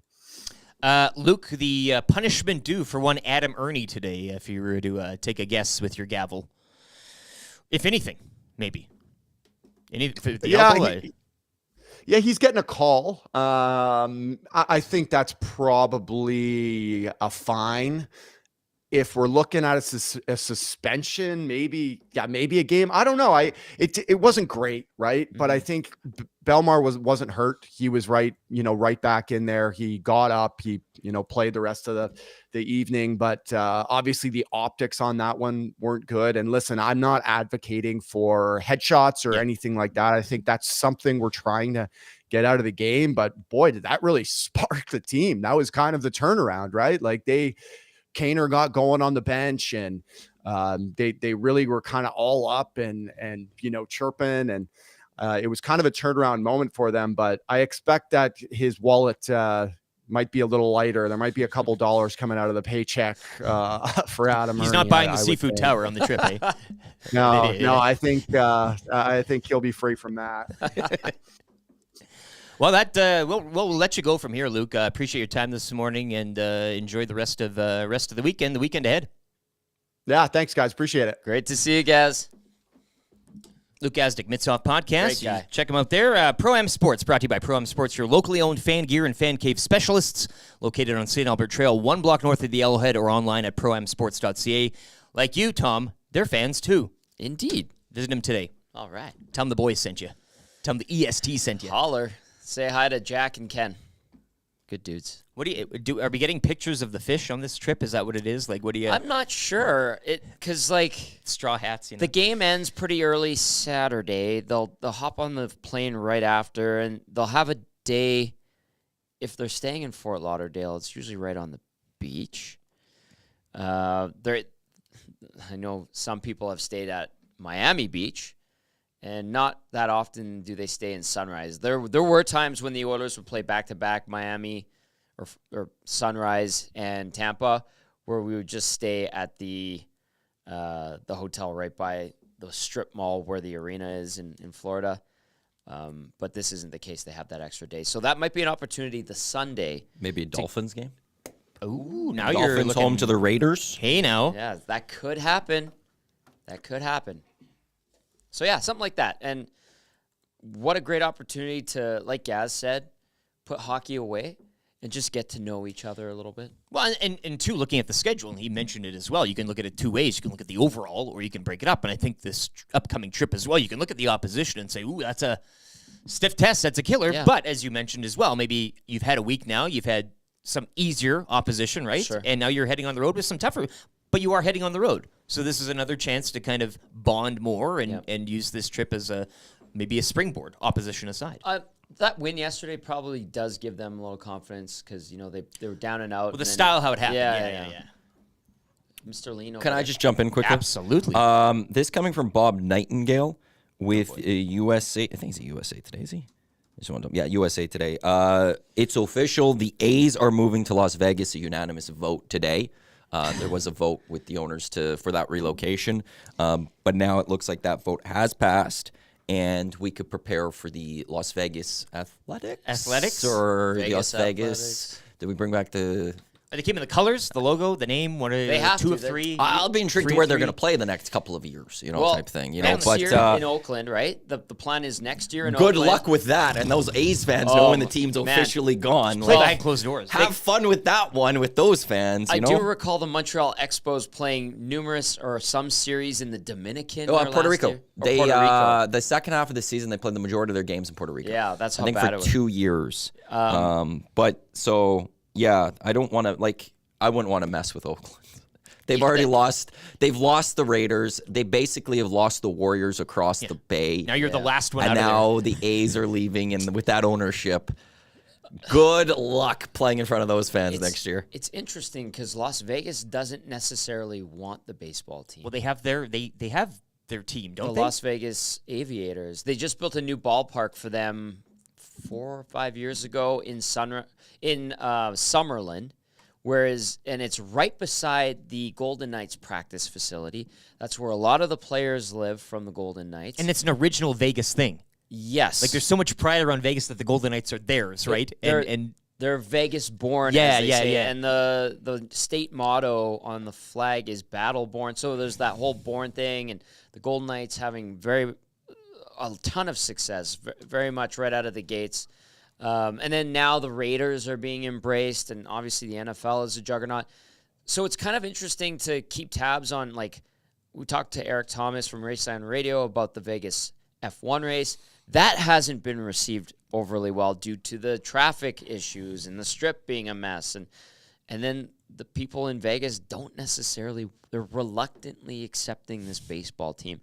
But now Vegas has become like a sports destination. It's interesting. It's the place to be, baby. Yeah, and that's where you want to set up shop. Yeah, so and the Aces won the WNBA. Yes, hugely successful there as well. They have a lacrosse team now. Good pop. They have an arena football team. They've got so many sports, and now all of a sudden they're definitely getting the A's, like Awanik just reported. And LeBron will have his NBA team there one of these days, right? That's right. That's going to be a thing that. And they're talking about building a new arena for the NBA team on the Strip. I think we pour one out, though, this morning for one David Jamieson, right? Yeah. I mean, boys, I think we can all agree on that. Dave, if you we know you're listening, and we feel for you. Yeah. Because he's an A's fan through and through. Yeah, he's classic. Yeah. He respects their Philadelphia Not days. just a bandwagoner. No, if not you at will. all. 7:20. Guess we could do whatever we want. Hey, we can go on a cool bet. We can do a sports. You want to get to the cool bet hotline of the day? Go, Mr. Lean. It's not Mr. Lean, though. It's Mr. No Mr. Lean today. Oh, Mr. baby. Mr. There's Straight no Posture. Mr. Lean today. Mr. Upright? He's standing upright for this. I love it. I'm fully up. Yeah. Fully erect. Should I put my Just say erect. Fully erect. I'm not going to go there. I could put my camera on today, I think. Put it on. I just got to get this fixed quickly here. I like this. I wonder where he's going. I don't know. I'm on a delay on the YouTube channel, and I'm you're watching watching us the whole dance like idiots. I like from how you're that. living in the I like past. that. I love the song. I didn't know it was a thing. Jaunty, well done. Yeah, you got 9 games in the Chell tonight, man. Of course, you got the big Ravens. I bet. I'm going towards Thursday nighter. Yeah, and there we go. Hi. Oh, that's really laggy. That is not. It wasn't like that at all on No, it was on smooth. Sunday. That is really laggy. Whatever. Mr. Leg. Really, there's the hat There you for are. people. Whale and the Wolf, baby. Official house band of EST right there. I'm not touching the game line. We'll get to the Thursday night pick'em later for Century Casino. Yes. But when I am looking at this Thursday nighter, and I'm looking at a player prop, I just got to open up my cool bet app here quickly. I'm sticking with a Raven. This is not a homer choice in any way, shape, or form. I just want to throw that out there straight up. I am a Ravens fan, but I don't actually like betting on Ravens. You have like 19 different teams you feel like you're a part of. I don't feel like I'm a part of them, Tommy. I am a part of them. Right. Understand this. Yes, I respect that. We've got a big game tonight. Taking on these Bengals. Right. We're going to do it tonight. You wear double zeros for the Ravens? No. I'm not a double zero guy. Odell Beckham Jr., his receiving yards are 22.5 over under. If you look at his season this year, 6 of 8 games that he's played, he's gotten over that, including 4 of his last 5 games. This is a player that in one play could get over 25.5 yards. He could get 26 yards in one catch type thing. So if the cool bet hotline of the day, not a lean.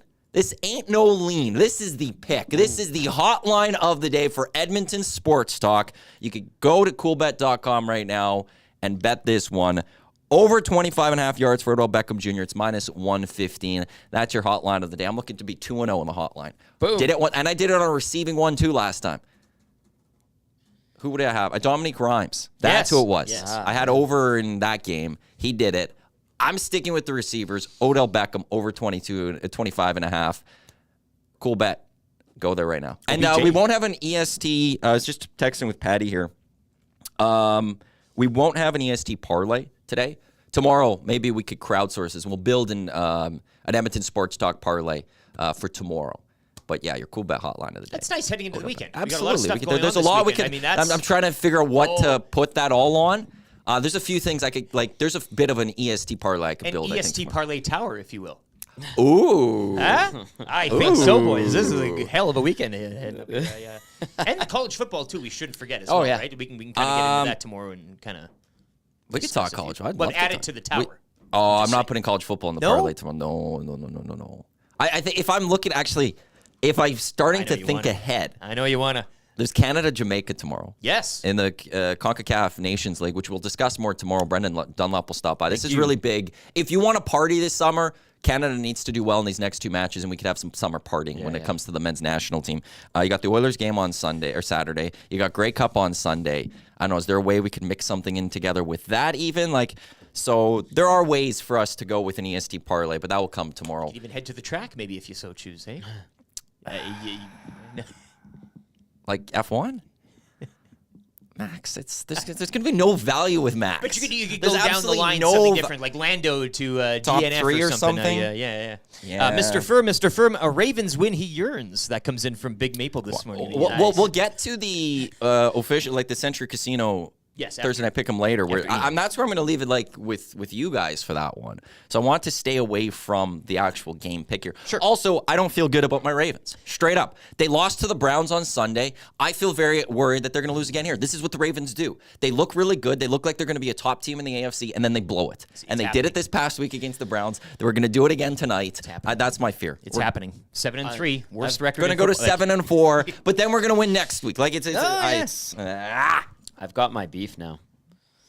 Well, at least you'll be in the hunt, right? Like my build. When you're in the hunt, that's the best we'll be a place to be, playoff maybe. team. Yeah. I'm not worried about that, but. But that does sound like a beef.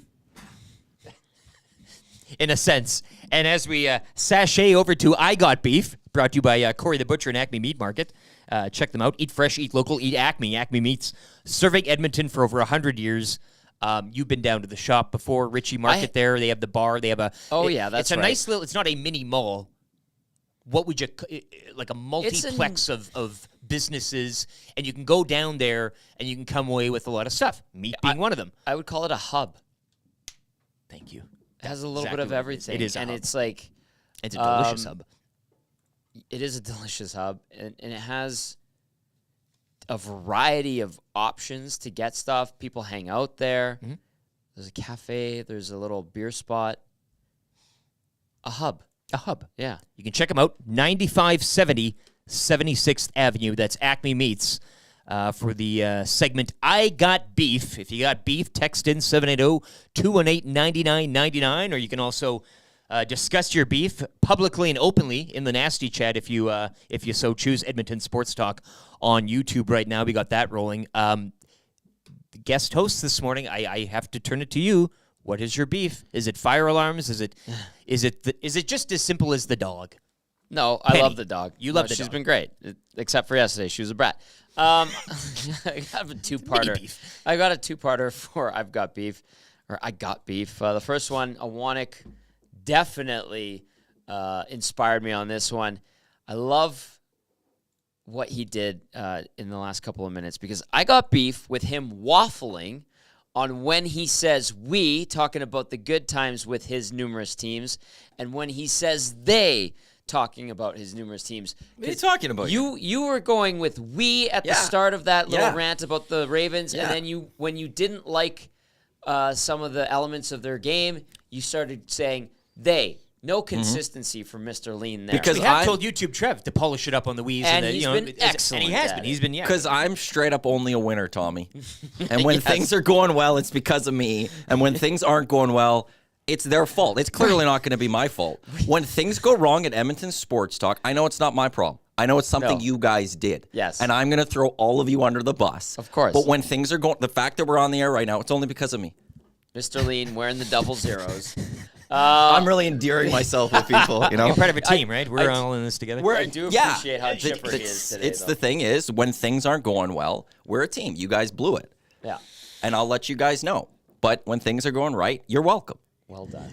Well done. I knew that would get him going. I also got beef. This is the real one here. With Penny being at my place for the last week and a bit, it's been great. I got beef with people letting their dogs take poops on the sidewalk and not picking it up. See, now you're in the world, right? So now you're seeing this. Penny loves grass, obviously. That's what she's used to at my parents' home. Don't we all? And, yes. And at my brother's when she stays with him. And there's not a lot of it downtown Edmonton. So she has had to go at times on the sidewalk. One in the crosswalk where I got honked at by a lady who thought it was hilarious. But you pick it up, you humbly open up the little baggie, and you deal with it. But I got beef with people who don't. They just let it sit there. Be better. Be better. Rent done. All good. She adorable. loves the bright lights, hey, right in the crosswalk. I'll do my little thing here. The lights are on. People are watching. Hey, she likes the attention. A new one. Loves the attention. I was like, I stopped. I'm like, what do you do? Oh, no. And thankfully there was lots of seconds left on the light, and this one lady was turning right, and she just starts honking, and I look at her, and I put up my arms, and I'm like, I can't control where she goes. Penny, ladies and gentlemen, as you introduced she's adorable, to the and then the intersection. lady was laughing, so clearly she thought it was hilarious. I've got beef, and I'm not going to name names, and I'm not going to name locations, or where's this going? or places of business. But if you're going to an event, and the event is set up a specific way, and you choose to go to said event with nobody forcing you to go, and you don't have to go, just try to enjoy the event. You don't have to walk up to the person hosting the event and say, hey, I do things this way. Maybe you should be doing things this way. Just enjoy the event. You're there, and it's free. Sit down, put your name on the square board, and when the game is over, I'll find a score, and you may or may not win. I think I've already said too much. But just if you're going to a place where there's a contest or something, I mean, you can. If people are asking for suggestions on how to run said contest or said draw, or in this case, said square board better, if they're asking for suggestions, yeah, feel free to leave your 2 cents. But I think if you're attending something and invited to do so, and you show up willingly, just enjoy it. Try to enjoy it for what it is, instead of saying, hey, I would do this way. If you want to do it that way, go do your own. And you can invite me so I can come by and complain at how you run it. And rant. I just had beef. I had beef with that. I want to know about this a little bit more, but maybe off the air? Off the air. But on a side note, you can join me tonight, Centric Casino Sports Bar and Lounge, Centric Casino Fort Road, Thursday Night Football, Ravens and Bengals as well, Thursday. And you know what that means. $9.99 smoked brisket cheesesteaks. Great special, your choice aside, and you get a deal on beer or highballs with that meal. Best deal in town. Best deal in town. You can also, if you want to double up it, the restaurant next to the Sports Bar and Lounge, they do prime rib on Thursdays. Yeah. And the line goes out of the casino. Yes. So you can eat the prime rib prior to kickoff. Join me in the sports lounge. You'll work up a bit of an appetite after that, right? Couple drinks, and then get back on the smoked brisket cheesesteak train. It's a great night. Centric Casino Sports Bar and Lounge tonight. Another chance to qualify, new trip for two to LA, plus the free square-board. It's free. And you could win some NFL paraphernalia. Is Renee going to be there? She most likely will. She was absent on Monday due to the Bills playing. She's a huge Bills fan, her and I. And she just, when her team is playing, she takes the night off. She is lovely. She says we when referring to the Bills, yeah. and she's not ashamed by it. I'm fine with that because she is just absolutely pleasant to deal with. Century Casino Sports Bar and Lounge Renee coming to a hangout near you. Oh, really? Eventually, I think. Excellent. I'll try to. I'll be there next Monday. I'll talk to her then to try to work it out. Hangout. Great. She is not Renee. I would love to just have her on to talk college football for 2 hours. She would. People would. She'd I do know. it for I know free. she would. Yeah, it'd be great. No one, a lot of people wouldn't enjoy the full conversation part of that, but I would enjoy the hell out of would that. be flying. No, because I don't have much to talk about with the Hurricanes or the Cougs. I'm kidding. They're not that good. I'm kidding. So I'd be talking about the other teams, Tommy. They? Or is that? They this, they that. You just need to get a college team, and you'll be all into the Wheeze. Yeah, No, you ever jump dip on your in. toe in there? Yeah, dip your toe in. Collegiate scene, maybe Arizona, the Wildcats. Ooh, like the the state? Running Rebels and UNLV. They're generally bad. I could see you Arizona State though. Sun Devils, right? ASU. Party school. You go down to Arizona quite Got a some bit. friends that have gone there. Yeah, Sun to Devils, that I think, school. look good on you. Yeah, the party atmosphere. What is it? Horns up or something like that. That's Texas. Yeah, what's the? But there's something. They Similar have to- a horn too with the devil. Yeah, the horn. devil It's, horn. Get horny. Yes, get horny. Herm Edwards was there, wasn't he? He was a Sun Devil when he left the show. That's how we lost him. Yeah. That's That's how how we the lost him, right? 1260 lost him. Is he went So to there's there, the connection. and then he got let go last year. I think it was. But yeah, because you guys, it's crazy. You guys had Herm Edwards on the show. Coach. It was amazing. And his wife handled everything. His wife was the agent. It was a great like homemade modern day sports story. Want the story, LT? Is this available to Nasty Club members? Oh. I guess I could do a tell all. What is it? An AMA? Hey, you know what? You wanna know the story? Come down to the Century Casino Sports Bar and Lounge tonight, Century Casino Fort Road, and I'll tell you it in great detail. Might even introduce you to the cast of characters. Oh, I like this. Do we read people's I Got Beef in this Yeah, segment of as well? course. Okay, Please, KR with this one. I like it. I get it. Fireworks in residential areas with no permit. My dog was terrified again last night. That's from KR, who's got beef with fireworks in residential areas. Who does that? Who really does that? I live by that new LRT construction, kind of by the mall. Gotcha. So during the night when they like really work, you can Yeah. hear like this boom, like a reverberate. Oh, It's kind of yes. annoying. But I mean, a firework in a That's obnoxious. That's teenage tomfoolery right there. Hey, that's kids acting up. Yeah, don't do that. Can we get Pauline Higgins on the hangout? I don't know if that's a beef so much as a request. I'm sure she'd do That'd it. be She'd great. drive up. She drove up here for the AM Nasty Bash. Yeah. She'd bring her husband again too. We could have two of them, Pauline Higgins and her husband, on the hangout. Why not? I know how we're all looking for Maddie's. Well, it is your show. I mean, Well, he just did shifty eyes there. we'll see. We'll see. Pauline, if you're listening, good morning. Yes, exactly. And we'd miss love you. to see you on the hangout. We haven't heard from her in a while. No, I know. No, I know. She picks her moments, right? Yeah. Forks Up that comes in from Gordo. I think Forks that's Up, the that's the one. Forks Yes, Up. thank you, thank you. The Trident. Yeah, ASU is Forks Up.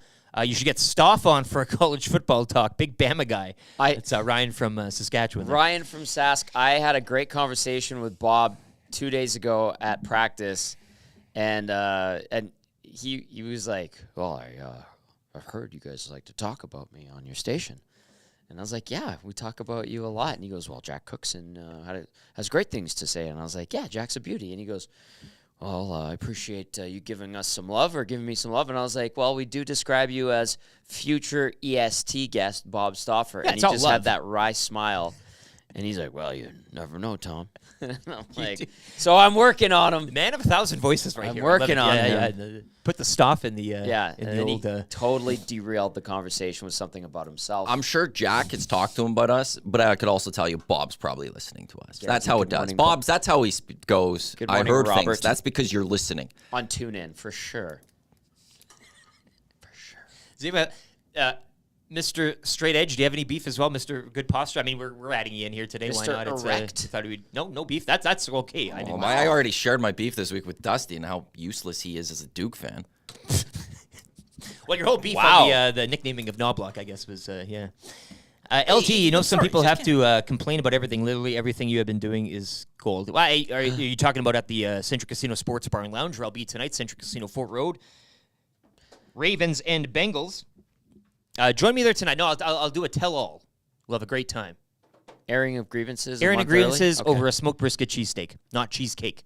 Well, they do have desserts there, and they're very nice as well. It's a great menu. Jasmine's got beef. May I? Thank you. Jasmine's got beef that none of your events are on the south side. Hey, where's our next BP's watch party? Yeah, the Oil Stream pregame and postgame show next Tuesday will be at Boston Pizza Kingsway, which is at outside. So thanks for going there. Well, more south than the Fort Road Century Casino, I guess. We're getting there. Yeah, Jasmine, we're getting closer. We're crawling down there. We're at Capilano last time. We'll be. It's early game because they're in Florida, so it's a 5 o'clock game, which means your pregame show will start at 3:30. But you'll be there for postgame, so you'll be there for the game and for the postgame show. So that's happening.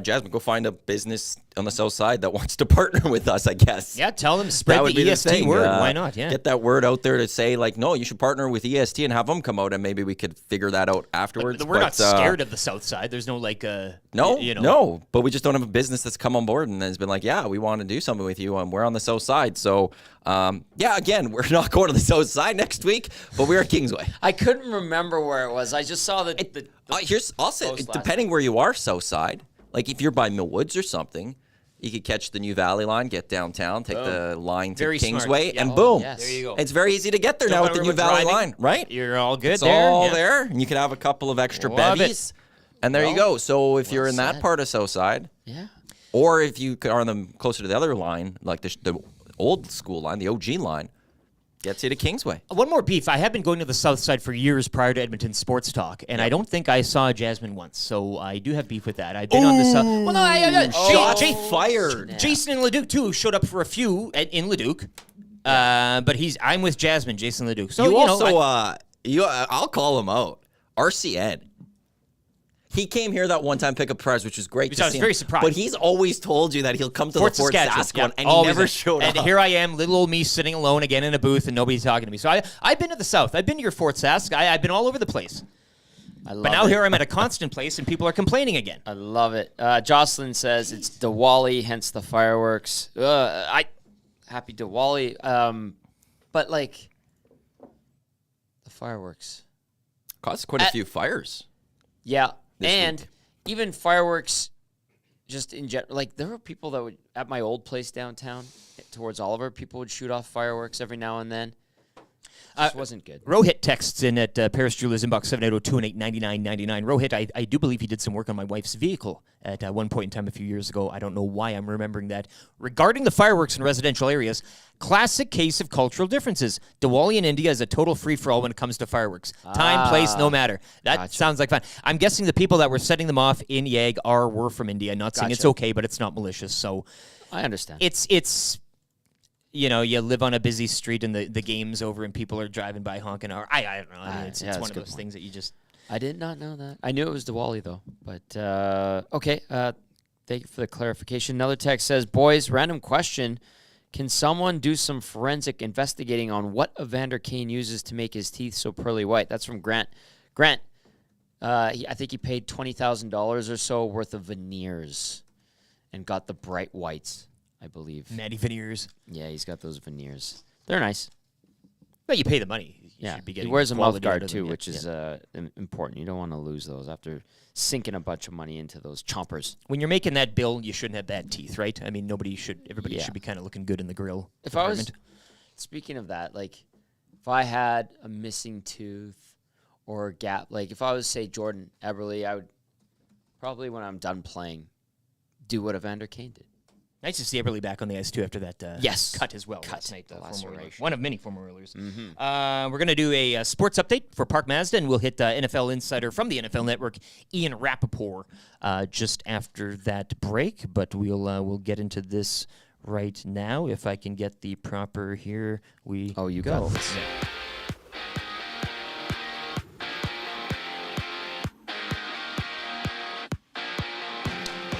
Mr. Pearly White's Evander Kane with the natural hat trick and the overtime winner last night. The Oilers roaring back to defeat the Kraken 4-3 from Rogers Place.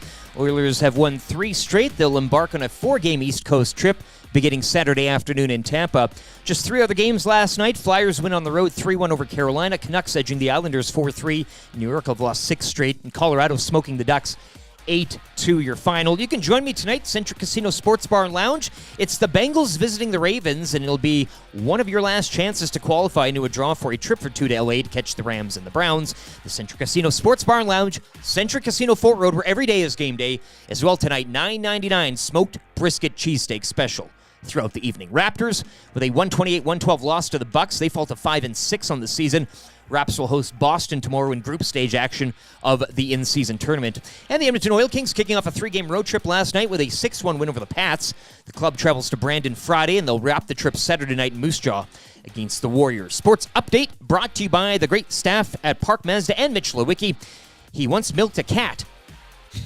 Hi there. If you're like me, you like to picture yourself in luxury, even though there's absolutely no way you could afford it. And if you can, well, even better. Thankfully, I picture myself in something that is luxury, but still absolutely affordable, like the all-new Mazda CX-90 from Park Mazda. With the new luxury features like facial recognition settings and quilted detail Napa leather seating, I can pretend to be comfortable with all of my proper settings activated without even touching the button, thanks to Mitch Lewicki and the great staff at Park Mazda. I like to picture Mitch Lewicki with like a giant eagle's wings and singing lead vocals for Leonard Skinner with like an angel band. And I'm in the crowd hammered drunk. Park Mazda, your dealer for life in Sherwood Park off Y Road, parkmazda.ca.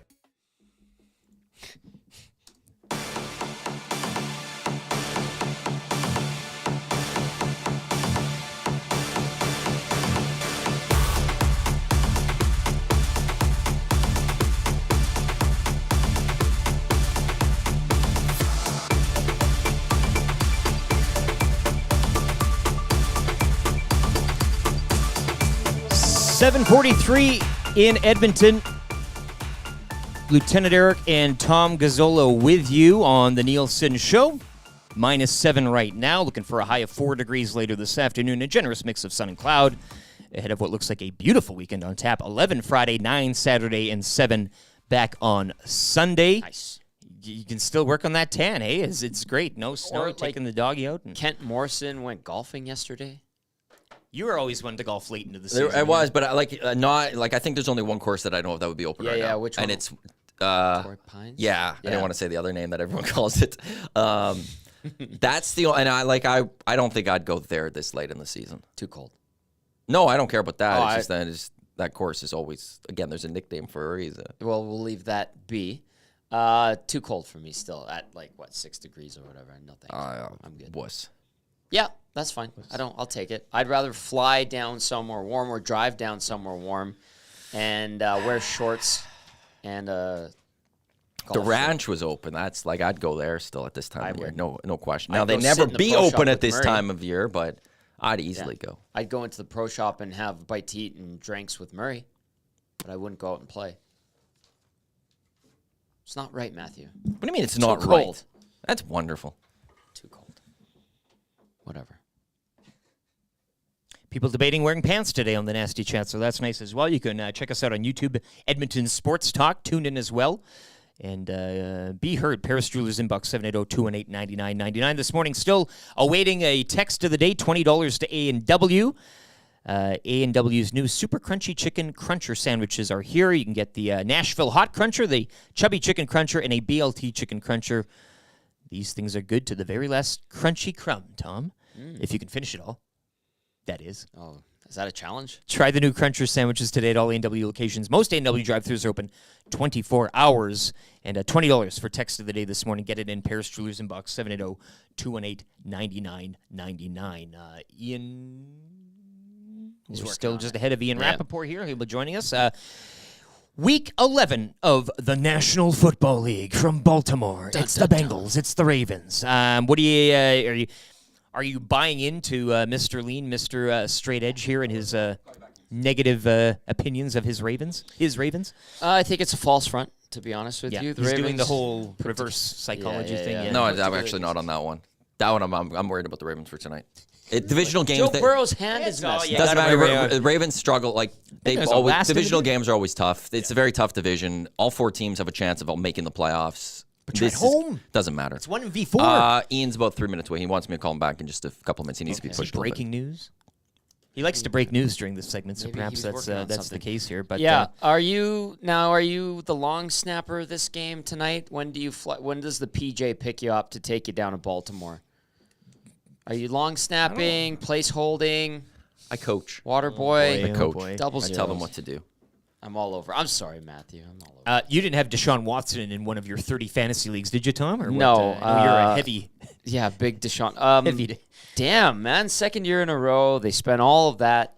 Well, they spent a ton giving up draft picks and all that to get Deshaun Watson. A lot of money, literally. So they spent that on him. And for the second year in a row, can't finish the season. Couple of injuries. High ankle sprain and then a busted bone in his, clavicle.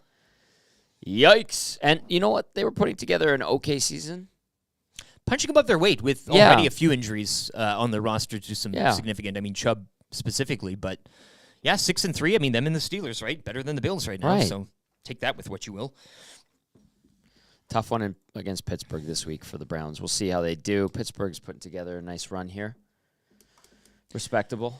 Well, yeah, but it's not like they're not a for some beast. reason, I follow a lot of Pittsburgh people and Steelers fans online and such, and it's like they'd rather they just it's kind of it's fool's gold in a sense, right? To them, and I mean it can happen. Wild card teams can go on. You get in the playoffs, anything can happen. But just with the way they've been winning and the negativity surrounding Matt Canada and the play calling and all this, but it's the Steelers, so they find ways to continue to pick up those wins. Right. But is it real and will it matter come playoff time? I don't know. I don't know. So so far so good, I guess. Or reluctant so far so good if you're a Steelers fan. Yeah. Just ahead of Ian Rapoport here. This text flies in. Cal in the park. I have a beef. Jack last night praised KK, Chris Knobloch, for sticking with Bouchard after an error. Yet when Woody did it, everyone was all over him for not benching him. Your thoughts on that? That's a fair I got beef. And man, I don't know. I don't know if Bouchard's gonna get benched. I don't know if it seems like they use him so much. It's almost like to a point where he's a crutch.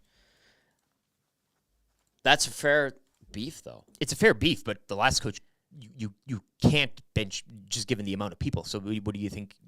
He's going to all of a sudden bench guys and leave himself even shorter on the roster? Like, you'd like to see it, I think. Just to send a message. To send a message. Yeah. All about message sending. No, but that's a fair point. Yeah. So. No, and just looking at the NFL slate this weekend, of course, following tonight's Thursday nighter, Bengals and Ravens, you got Steelers-Browns, another divisional game. It looks like a lot of Bears-Lions as well coming down the chute. Eagles-Chiefs, of course, it's a bookend to this Week 11. Of course, the Thursday night Bengals-Ravens, but Eagles-Chiefs, a tasty matchup come Monday night. You got Vikings and Broncos on the Sunday nighter as well, which this is a tricky one. The Vikings have been on fire, which a lot of people maybe think they shouldn't be, or waiting to come back down to earth. And the Broncos, man, let's ride. They're approaching that in the hunt bracket, which once you're in the hunt, right, anything can happen. That's in the hunt. But the Broncos, Russell Wilson, I don't know. Let's ride. Jets and Bills, that'll be a tricky one for Buffalo. Again, playing at home to a division rival there with a great defense. So, yeah, should be a pretty Cowboys-Panthers. Yeah, your Cardinals taking on the Red Hot Texans. Yeah, I've been waiting for that. My Cardinals, red hot with a win. 2-8, eh? 2-8, a mighty 2-8. Yeah. They Kyler Murray back in the fold, gets one win in his return, and all of a sudden showing leadership qualities. But you know what you are. Yeah, and crappy. I say you. They're a bad team. We, they, right? You. Well, Matthew likes to say we for the 19 different teams he considers him a part of across all kinds of sports and levels of those. I'm just sports. that gifted, Tommy. I could be part of many teams. So I'll go this way with this one. Cardinals and Texans this week. We do not have a great leader at quarterback, and we do not believe him when he says he's taken strides in his leadership ability. That's nice that he's back, and we might not get the first overall pick in Arizona because he's back. So it's a bittersweet thing for us in the Bird Gang. And we transition to our NFL insider, Ian Rapoport from the NFL Network, brought to you by Century Casino Sports Bar and Lounge at Century Casino Fort Road. Be there every Sunday, Monday, and Thursday for NFL action. They're qualifying people into a draw for a trip for two to L.A. to catch the Browns and the Rams beginning of December. And we welcome Ian in this morning. Ian, good morning. Hello. Thanks again for joining us and your time. Another busy week for you, as it always is. I guess we'll start out in Cleveland with the Deshaun Watson situation, I guess, as it will. You've been on this puppy like a dog on a bone. Where are we the latest? I know you have some details when it comes to the surgery. Browns fans out there, what kind of timeline are we looking at if there is one right now? Well, I think the most important thing for Browns fans is that Deshaun Watson is expected to be ready for next season. It is a right shoulder injury that is always a little alarming. Just like the rotator cuff strain was, something to be concerned about, so is the fractured right shoulder.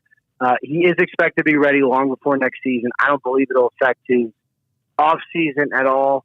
And, for Deshaun Watson, who's going to have surgery next week from Dr. Neil Alatrosh, one of the nation's experts, it's a frustrating season. You have the rotator cuff. He had a high ankle, which, might have been able to play through. We'll see. Might have been able to play through. But then obviously the shoulder robbed him of it. And it's crazy because, he gets done with the game and all anyone's talking about is the ankle. And he kind of mentions my shoulder's hurting a little bit. So they MRI that. And then what they find was obviously, a fracture. And I think it went from this is going to be annoying to oh my God, he's lost for the season. Frustrating for the Browns. They have a roster that, probably should win the division. And, now they have to do it with a rookie quarterback. Ian, another frustrating season to talk about would be in Buffalo. They fire OC Ken Dorsey. What kind of message does this send to the team? And then more specifically, Josh Allen, who Dorsey was his guy. Yeah. And, football, you develop relationships. It's very personal.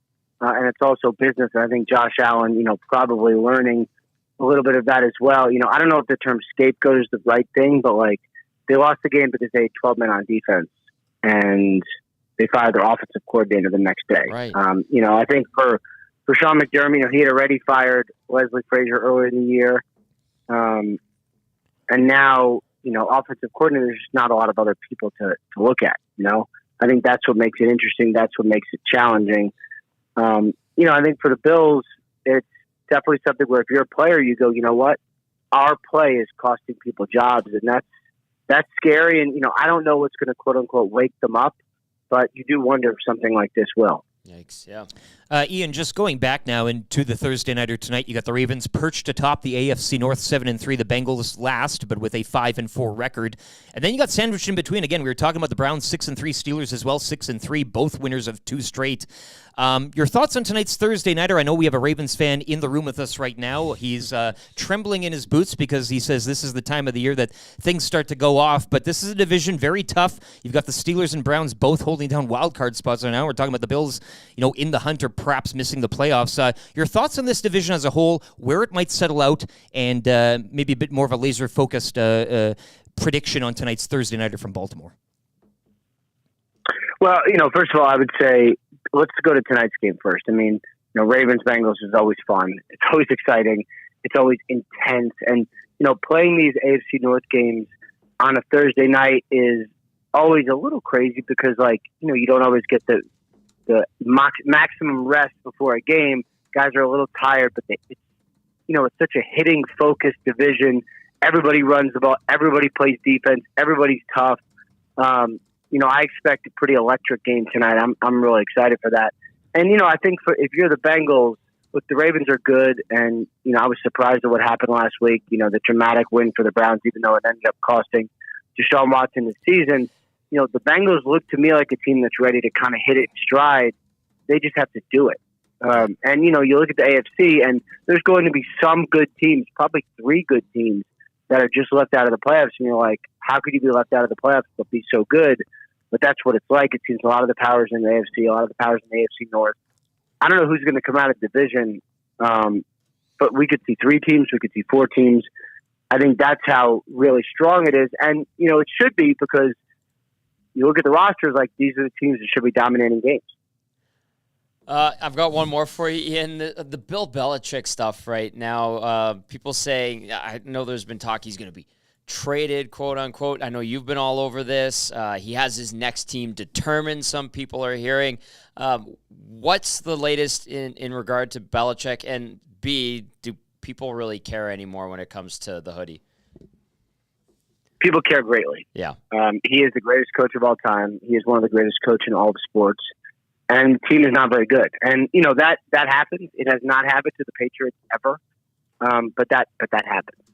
And, how they get out of it's going to be really fascinating. And, it is different a little bit if you're, let's say the Patriots are, 3-14. I don't think it's going to be like that. I think they'll win a couple more games. So let's say they are. Well, then it's you're probably going to take a quarterback. You are going to rebuild. Do you want the greatest coach of all time to be the one to start the rebuild? Do you want to rebuild younger? Does Belichick, I assume he wants to coach. So I believe he wants to coach. And if he does he want to go somewhere where he's going to build from the bottom up and just set a foundation for the next guy? Or does he want to go somewhere where there is a quarterback and he can just go win the Super Bowl? I don't really know the answer to that. And I think you're going to see a lot of speculation in the next couple months. You're going to see a lot of it. Mm-hmm. Everyone is going to claim to have a source saying Bill Belichick does one thing or the other.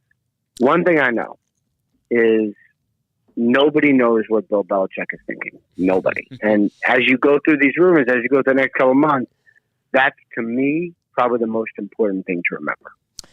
Ian, just before we let you go, and I know you're a busy guy, and we appreciate, again, your time here this morning, Ian Rapoport, NFL Network. 110th Grey Cup, Hamilton, Ontario, Winnipeg Blue Bombers, Montreal Alouettes on Sunday. Who you got, straight up? Oh, man. Is anyone I know playing in it? There might be a few.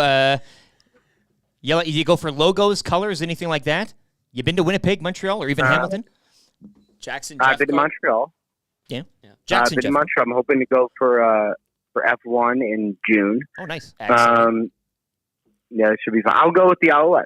Yes. Let's go. They're playing, right? My man, absolutely. Yeah. You got a correct answer, let's Ian. go. Correct All answer. right, that's my team. Yep. Thanks for your time, Ian. Thanks, guys. Take care. Ian Rapoport, NFL Network. Our NFL Insider brought to you by Centric Casino Sports Bar and Lounge. Centric Casino Fort Road. That's where I'll be tonight. You can catch me for the Ravens and the Bengals. Great night. Free scoreboard. Free entry into a draw for a trip for two to L.A. plus $9.99 smoked brisket cheesesteaks on special the entire evening. Great night. Fergie's Prostate will be showing up with the backgammon board a little later in the evening. Also, the special comes with like a drink special, does it not? Really? You get a beer or choice of highball special. Not a free drink, but that's no, special. But like there's an additional. If you order the daily special, you get a special on a drink as well for that first time. And you don't just get one ad into the qualifier draw, the trip to LA. Every quarter, you get another ballot. Yeah, Renee will walk by. So you just keep getting ballots. Keep getting ballots. The scoreboard's going on all game. I'd want that free jersey. Regardless of whatever team it is. Well, sometimes it's jersey. The Uncle Buck hat toque with the foldable ear things. I don't know what it's called, but they had a Bills one like that. Oh. They had a Bills poker set last week. Like it's not just a jersey or cap. Sometimes it's like out there paraphernalia. I think Trevor Savage must know what they're giving away tonight. He's all over it. He basically works there. Yeah. It's yes. He has a little name tag. You walk in and it's hello, sir. He's working for tips. Seats you down. Yes. Yeah. No, he's always on the TVs. If he sees a little leg on the television too, he's on it. Oh, like that. Trevor, and I got Trevor. Got a story for Trevor tonight too that just flew my mind. Are you going to be playing backgammon with Fergie's Prostate tonight? Yes, I'm looking to. I'm in a bit of a slump, to be honest with you, and we call it the rookie slump, I guess. Fergie, my understanding is dominating you in backgammon. He's teaching me as we go. Oh, okay. And again, I call it a rookie slump because when you're not too familiar with the gameplay or even the gamesmanship, right? Like so. Are you still stuck at one victory? Which is also controversial. With an asterisk. Yeah, that's total asterisk. But the way he described it to me, oh, I can't believe you're even claiming it as a win. All right, well, just saying. You got to get yours. I love you, can, but just saying. What do people do for the trivia? They text in for you? Is that kind of text in right now? Well, we got to do Thursday Night Football Pick'em Challenge first. Oh shoot, my bad. Okay, do we have the? Sorry, we were going to go to you for just looking at Cool Bet right now. Bengals Ravens. The Ravens are 3.5-point favorites. So the Bengals, then the spread is plus 3.5. Are you going with my Ravens, or are you taking the Bengals and the points? You've already texted in Bengals, haven't you? Eh? All over Bengals in all caps. You can text 780-218-9999. You heard it there from Mr. Straight Edge this morning. Ravens minus 3.5 at home against the Bengals. So text in who you got, Bengals or Ravens, and we got $25 on the line to Centric Casino Sports Bar and Lounge in gift card form. Once again, who are text you in. taking? Well, I can't play. Don't you always pick? Oh yeah, for the road dog thing. I thought you meant for the actual contest. Yeah, no, you can't text. But him, I can't play the road. I don't have the Road Dog music. Can I quickly it pull that fails up? the whole. Yeah, if you. Well, are you going to go with so you're going against the Ravens? You're taking the spread. No, actually, I'm taking the going Bengals. against you this morning. Okay. I will cheer for your Ravens, Maddie. In an attempt Oh, so you're going to take the Ravens? No, Road Dog. I'm fine. Yeah, we don't even need the clip. So, and I can't win. That I sometimes get ballots offered to me at the casino as well, and I gently say, no, I can't play. That's what you do, right? It's you don't want to. You appreciate it. Make You it say, bad for no, everybody, but- you take it, pass it off to someone else. Joe Belinaski via the Nasty Chat says, this show is off the rails without Dusty. We're having fun. Well, yeah, it's a different show. It's a different It's still show. the Nielson show, but it's It's a Grey Cup week where this is what happens when we're not there.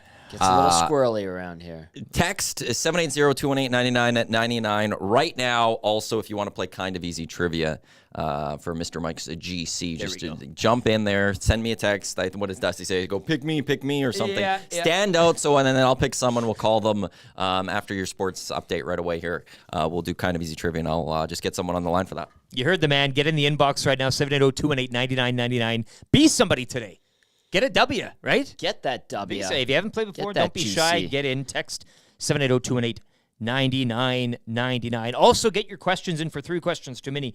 Tommy, don't let me forget. I wanted to ask about the lack thereof of player tributes for returning Oilers or whatever. There People could are have been gonna 19 of them yesterday. Well, yeah, you could have done a whole intermission, I Right. guess, on that. But we'll more on that. Get in your 3 questions too many as well. If you got them this morning, anything you want to hear, especially now that you're in the host. You're in the host chair. I like but this when new you're format. the guest I'm host, it's a co-hosting. chance for you to ask Tommy some stuff too. So Oh, if yeah, you have that's something right. that you wanted to, you've been dying to ask Tommy, you can't do in the pre and post. Now's your chance. 780-218-9999 or in the Nasty Chat YouTube, Edmonton Sports Talk.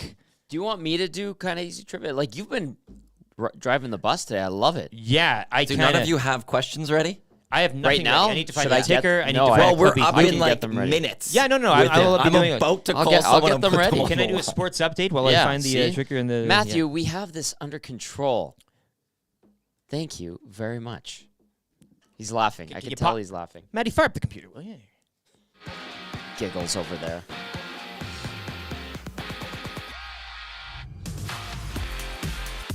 Evander Kane with the natural hat trick and overtime winner. Oilers coming from behind to defeat the Kraken 4-3 from Rogers Place. The club have won 3 straight. They'll kick off a 4-game Eastern trip Saturday afternoon in Tampa.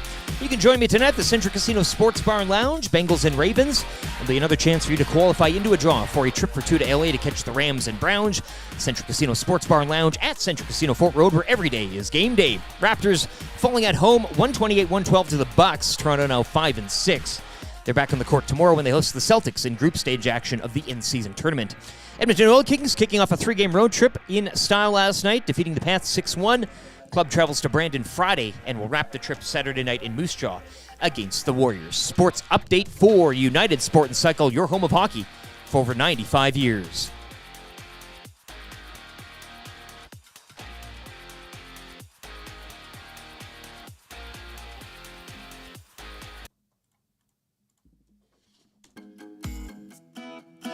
This is not great.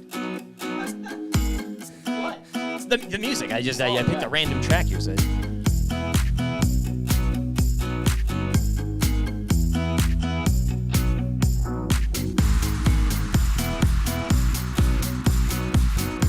.804 on the Nielson Show. Tom Gazzola in for Dustin Nielson. Lieutenant Erik here as well. -7 right now in Edmonton and area. Looking for a high of 4 degrees later this afternoon. A generous mix of sun and cloud. And a high of 11 on tap for Friday, heading into Grey Cup weekend. We got somebody for the kind of easy trivia here. We do. Did you shut off that song? I've shut it off now. Okay, I'm 'cause going I'll to pay get the- a club beat loop and the ticker. I know we're doing you this got on the that. fly. Yeah, no, you take your if time. you and Tom wanted to kind of Steve is ready to go. He's on entertain hold. each So other. when you're ready to go, we Yeah, can go you with guys him. talk to each other there. Do you want me to put him on right now? You can do whatever the hell you want, Matthew. No, well, you got to talk to him. I I'll know talk I to could do whatever I want. I gotta find some stuff. But I know here. You two. We talk. could just meet you and I, and Tommy could talk. We could Oh, bring no, Scuba it's all Steve on. good. Do you want me to bring Scuba? Yeah, get Scuba get him Steve. in. I There haven't he talked is. to He's him on the in a line. while. Hi, There he Scuba is. Steve. What's going on, man? Too much. How about you guys? Not much. Oh, nothing at all. No, nothing at all. Nothing at all. Big winning streak. You like it? Are you excited about what the Oilers have put together? I like that. I miss you on the post game. What? I knew it was coming around. Oh, you liar. I'm kidding. Daddy. All right, are we ready for Guy? We're ready now. Yeah, all right. yeah. Scuba Steve, $25 GC to Mr. Mike's on the line. You ready to do this thing, my friend? Yep. All right, here we go. Get ready with the ticker LTE. Scuba Steve, who did the Oilers beat last night? Seattle. Which Oiler scored a natural hat trick last night? Evander Kane. Where is this weekend's F1 race? Pass. Joe Burrow plays quarterback for which NFL team? Cincinnati. True or false, Dustin Nielson calling the radio broadcast of the 110th Grey Cup? True. Boom. Yay. Daddy.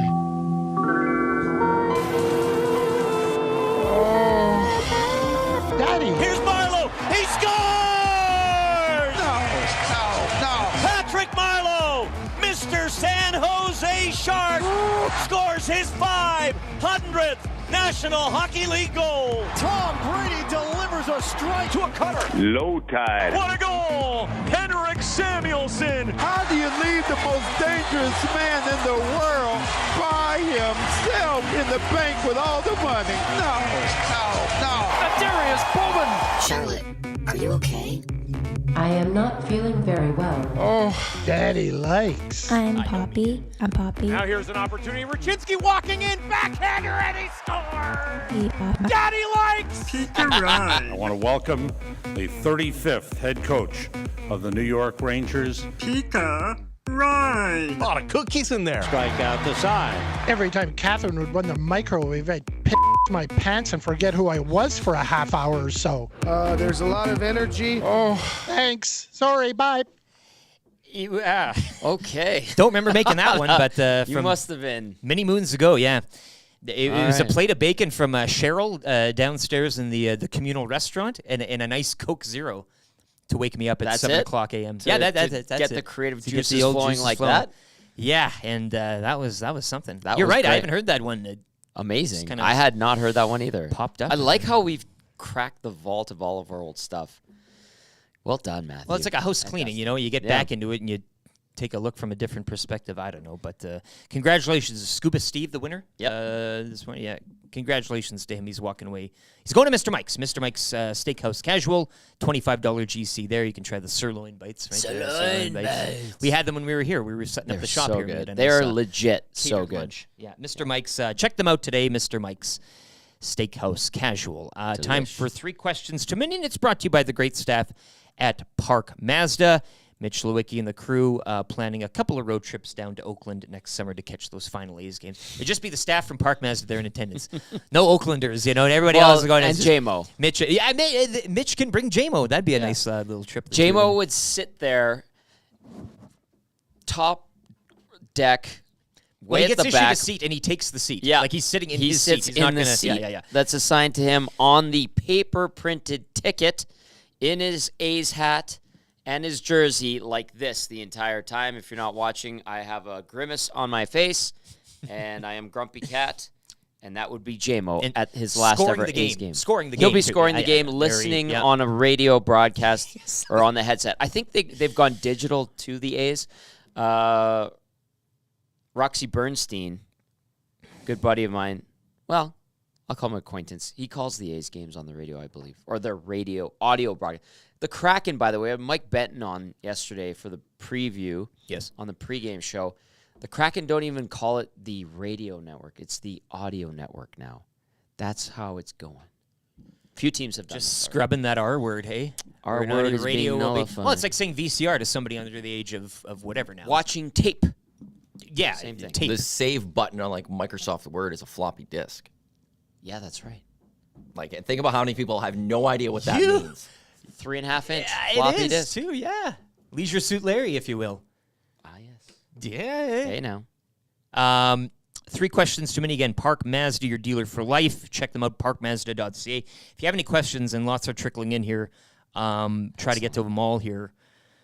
I just wanted to get your thoughts as well, and we had it pop up in the nasty chat as well in the Paris Jewelers inbox a few times this morning. Thoughts on, and it was kind of a homecoming for like the Seattle Kraken last night in terms of former Oilers. Oh, my goodness. But it was Yamamoto's first back, a guy that, you know, spent a significant, like it's, I don't know, Eberle's now out of the, like that time has come and gone. He's, you know, but Yamamoto first time back, like Is this a thing now that they don't do? Is it just they forgot? Do you have any sort of bead on organizational in terms of tribute videos and how far they go or what signifies it? Or? Yeah. I don't know why they didn't do one for Kyler Yamamoto. He was first round pick in 2017.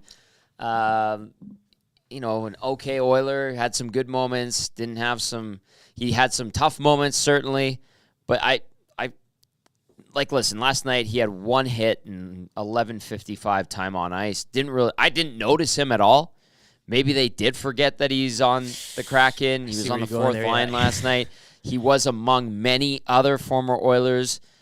He certainly was probably the least notable of the former Oilers on that Kraken roster outside of Devon Shore. No tribute to Devon Shore. All you would have seen is him in the press box waving anyway. I think he probably just that's one that fell through the cracks a little bit. Just because you mentioned first rounder, like there are, for lack of a better term, if you are kind of a plug and you spend your time on the team coming from another team, right? Like it's not really but you're one of the organization, right? We talk about Vegas, like you came into the league through this organization, first round. You think maybe a little something. I remember they did a tribute video, a little tribute thing for someone who came back. I can't remember if it was David Perron or someone else, but there also was like another fourth line player on the Oilers that also was on this team, and it was his first game back. So they did this nice little video with a quick montage, and then they're also welcome back so-and-so, and people are like, oh yeah, hey, and the polite clap. Maybe with the Jonas Brothers in attendance too, you just didn't want to risk getting. I think honestly they might have just forgot. And that's too bad. The comments are flying in. The nasty chat living up to its name. Stop giving tribute videos to mid-ex players. That comes in from the doc. Kyle the Embalmer. What do you want? A highlight video of him getting injured? Hey. And then the Georgia Satellite. There was a quick video tribute. You missed it because it was short, and I use air quotes in that. So I missed it. We're lighting it up here. I usually catch those, and I didn't see it, and I was in my seat the entirety of the game outside of the last 7 minutes where I got to the EST satellite studios at my place. Joe Balaneski thinks Yamo didn't return his team lanyard prior to leaving, so maybe that was the reason. That might be it. And then Dell with a nice one too. Bo Horvat getting a little emotional last night in his return as a member of the Islanders to Vancouver. Yeah, he was the captain of the Canucks. True, There's a big difference there. But even the leaving, and now they're doing really well, right? Like it's kind of a. I'd say no tribute there. Oh, you made your piece. You made your bed. Yeah. How you like it now? Well, I think you want to take the high road, right? Like you want to take the high road. So. And he's your old captain. Another text, I saw it. It was from the doc. It says Perron and Arcabello. That's the one. Yeah, Mark Arcabello did they're like, and welcome back, Mark Arcabello. I remember my favorite moment with Mark Arcabello was during the 2012-13 lockout. He was one of the best players on that OKC Barons team.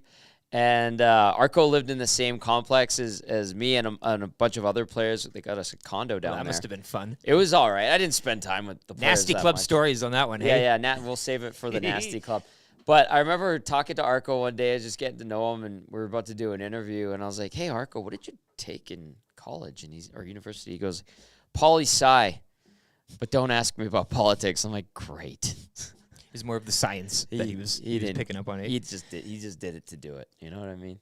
Question 2. This comes in from Big Uke and Dustin Nielson on the scene or close to the scene. He was in Niagara last night at some sort of sports bar, but trekking his way to Grey Cup in the Hamilton. Boys, if you have to bring one thing to a Grey Cup party, what is it and why? Now, he doesn't specify if you're there in the city. It's like a Grey Cup at one of the team-issued party zones, or if you're just going to a buddy's halfway across the country. So I guess we could have two answers here. But facetiously, an IV drip. Great idea. Thank you. It's practically, thermal underwear. Socks, go head to toe. Socks, under... the thermal heat gear underneath your shirt and the bottoms.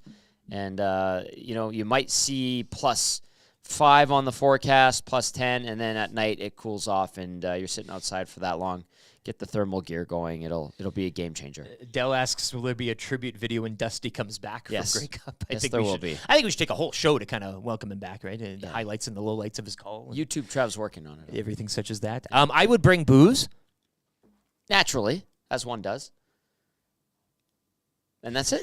Matthew, chime in. You're a veteran of Grey Cups. I've only been to a couple, really. That's a veteran of Grey Cups. Like a sophomore, hey? I didn't even Okay. know. One thing. I only brought a single shopping bag to last Grey Cup, and it served me well. You survived. Yeah. Well, for us, it would be those passes to get into the Spirit of Edmonton that we usually that's get ahead of key. time. We know a guy now. Well, that's We're we tight knew the with guy Jared. there too, and Yeah. we got those. The booze is a big one. I remember we went to Calgary and we had to go pick up some because we didn't pick up prior. And Because we had Dusty dropped half we of had it a on hard the time. sidewalk. That's right. Yeah, yeah, remember that? The pink Whitneys, Yeah. right? Dusty. So that was a big one. I don't know. I mean, I know my answer is kind of it's shallow like you just. I don't think you need that much Bring going. good Like again, vibes. you just brought the shopping bag. Maybe a flask. Jerry gifted us those Yeah. Spirit of Edmonton Oh, flasks. those are great. That would be key walking That's around if you're the, going to the game or something, yeah, especially. But even like the party zones. if you're going, there's just so much fun time. One of those portable shot glasses that you can fold up and down, right? You keep that in your pocket. Oh, Anytime you need yeah. a shot, right? Yeah, I'll grab one right now. Yeah, you kinda, Bobby Boucher had those That- when for he the was water. giving the Yeah, water yeah, out. yeah. Yeah, that's right. It's a nice party gag. I just like Grey Cup for me. I You like might dressing need, up if in old you're stuff. certain people, you might need $40 to pay for the Football Reporters of Canada annual membership fee. Oh, So Are if you you want buying fee to get into if the you room? want to get, well, no, you Up for anybody. I did it a couple of years where it was just like a goodwill thing type thing. But there's also a breakfast that there is on like the Sunday morning or something. So if you want a free breakfast and then enjoy the, But they'll just take like a donation and let you in. Like it's kind of like a Oh no, Legion that at is this just point, walk in for us. Yeah, like okay. we're media, we'll just walk in. Sure, but if you're a but person there on the is street, you have to present, like, there here, is I wrote articles. Well, there's this breakfast that happens. You just go, and if you show up, you take your fee. They you give them their $40, and that's You it. get a They take your laminated email. card You with get your name nothing. on it. Oh, You get you nothing. get nothing. I think when I Who's got in charge of this? Jeff Hamilton, Darren Bombing. I think he's still the president, Jeff Yeah, Hamilton. Actually, I do know. think so. I love bombing. So They're good dudes. Yeah. I think you just go and ready to have a good time.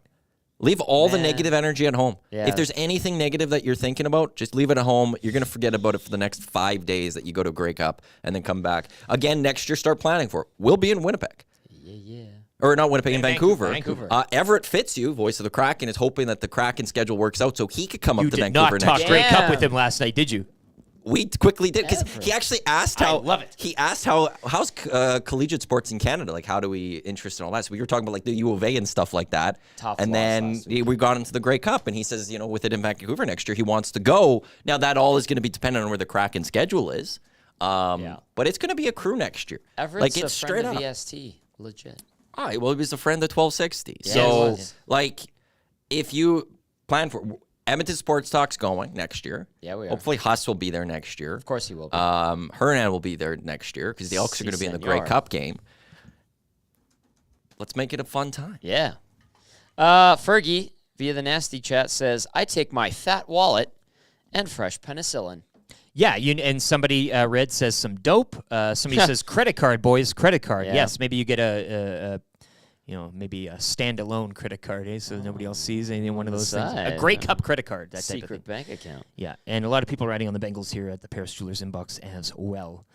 Somebody says they'll be sure to tune in for when Dusty joins us later this morning around 8. Well, it is 8:19 now. 5 minutes. Third question: Oilers road trip. What do you expect? Give me a record or point accumulation, however you want to kind of slice it. 4 to 5 points, 2 wins, a 2-1-1 trip. I think would be considered a success. They're gonna have some bumps in the road here. I'd take a 2-1-1. Yeah. I think right now you'd snap your arm off on that one. Like Luke Gazdic said earlier in the show, small increments. Look at it that way.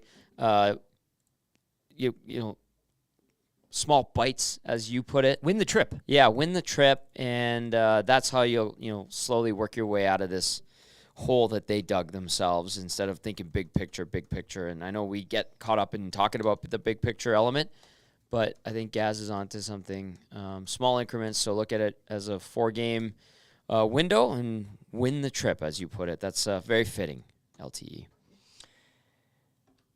Just ahead of Dustin Nielson here on the Nielson Show. He'll be joining us live down anywhere between Niagara and Hamilton, I guess, as he's kind of slowly commuting his way to the Grey Cup festivities in the Hammer, the 110th Grey Cup. Of course, Sunday, 4 o'clock, Mountain Winnipeg Blue Bombers, Montreal Alouettes. Dustin Nielson will have the call on the radio network on various stations from coast to coast to coast. Speaking of which, Rod Black confirmed for tomorrow. Oh, of course. He's out in the Maritimes covering some basketball, but he said he'd be glad to join you, Tommy, tomorrow to preview Grey Cup weekend. Couldn't have thought of a better guest to have Friday of Grey Cup weekend. What a treat. Looking forward to it. I see Dustin is wearing his, or doing his best Rob Lowe impersonation. The Shield. Canadian version, the Shield. All of the Shield. Yeah, he's going to do just like a stoic, slow clap.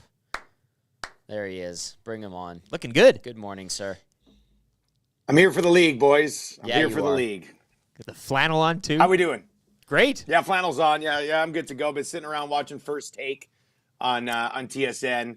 Stephen A. Smith is brutal, man. Like, I don't get the love for Stephen A. Smith. Like, I never get to watch First Take because obviously we're on the air all the time. But First Take is, Stephen A. Smith. I just don't get it. I guess we're your second take, hey? Is that what it is? Hey. Yeah, pretty much. I yeah. guess that would be today. You guys would be my second take. Yeah. You're in Niagara Hotel. What's the? I am in Niagara. It was good to get in. It was good to get in here last night. My hotel actually overlooks the falls. I'm on like the 42nd floor. It's actually pretty cool. NFL media party was in Hamilton last night, so it's like everybody's in Hamilton partying last night, and I'm here in Niagara by myself. So I went over to the casino and watched the Oilers game, which was actually a pretty good setup.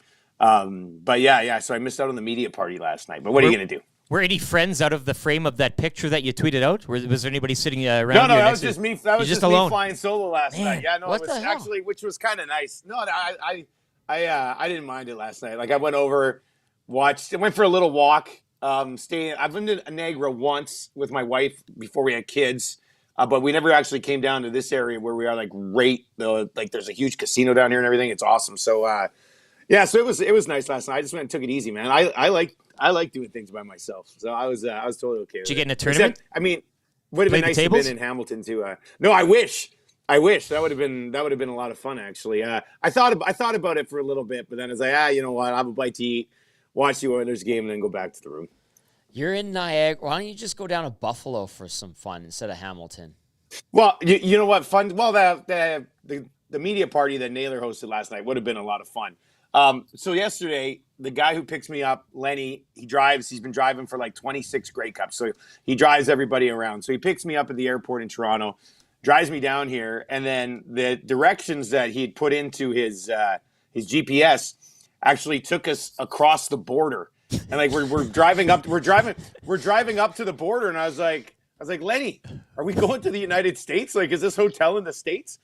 And he goes, I don't know. So we pull up to the border. Yeah, we pull up to the border, and we say to the border guard, we're like, sorry, our GPS is bringing us to the United States. We didn't have passports or anything. We're like, we need to turn around and go back to Canada. So he took our licenses, got us through. He's actually a Buffalo Bills fan. He's down in the dumps. We talked to him about football for like 5 minutes. And then we drove into Buffalo or into New York and then turned around and came right back and had to explain the situation to the people on the Canadian side of the border. And they're like, happens all the time. I was just like, okay, so we're not two big idiots. For about 3.5 minutes, I was in the United States yesterday, which is pretty cool. Lucky. Yeah. What did you think of that Oilers game then last night, just ahead of the Grey Cup yammer here? Look, I know everybody's like, I'm going to be a major buzzkill today, but like everybody, I'm sorry, guys. Like, they're back. We're back, baby. What Desharnais said after the game to somebody, the boys are back. Squeaking out a game against Seattle is not being back. Having 5 wins on the season against teams that are like you in the bottom 10 of the league is not being back. Like, they should have lost that game last night. If it wasn't for Stuart Skinner keeping them in it when it was still a 3-1 hockey game, they would have lost that game last night. So look, the way they won it, maybe it is galvanizing. Maybe it gets them going again. But they've squeaked out wins here against Seattle and the Islanders. The Islanders are the second lowest scoring team in the entire National Hockey League. And Seattle is in the bottom 7 as well as far as goals per game. These teams can't get a sniff offensively. And they beat somebody. Like, I can't say they're officially back until they beat a team that even has a sniff of remotely being in the playoffs. Like, it's just, we'll see. This road trip is huge. Like, if they can go 2-1-1 on this road trip, that would be amazing. because they haven't beaten a good team yet this year. So we'll see how it plays out. So sorry to be a buzzkill this morning, but I'm seeing people acting like the parade's back on, and I'm like, they're beating a bunch of bums. Like, let's see, and they had to squeak them out. So let's see what happens. We needed a dose of that this morning, I think, hey? Into the cake here. We had a little bit of that with Gaz. But not to the... But Dusty went Dusty all brings in on the venom. that. Yeah. No, that was good. does. I appreciate that very much. Well, like, they needed it, obviously. Yeah. If they lose that game last night, it's an awful, awful, awful look. Yeah. So they got it, but, puck hits Darnell Nurse's stick, keeps him alive, and then they bang one in to tie it. So it's like...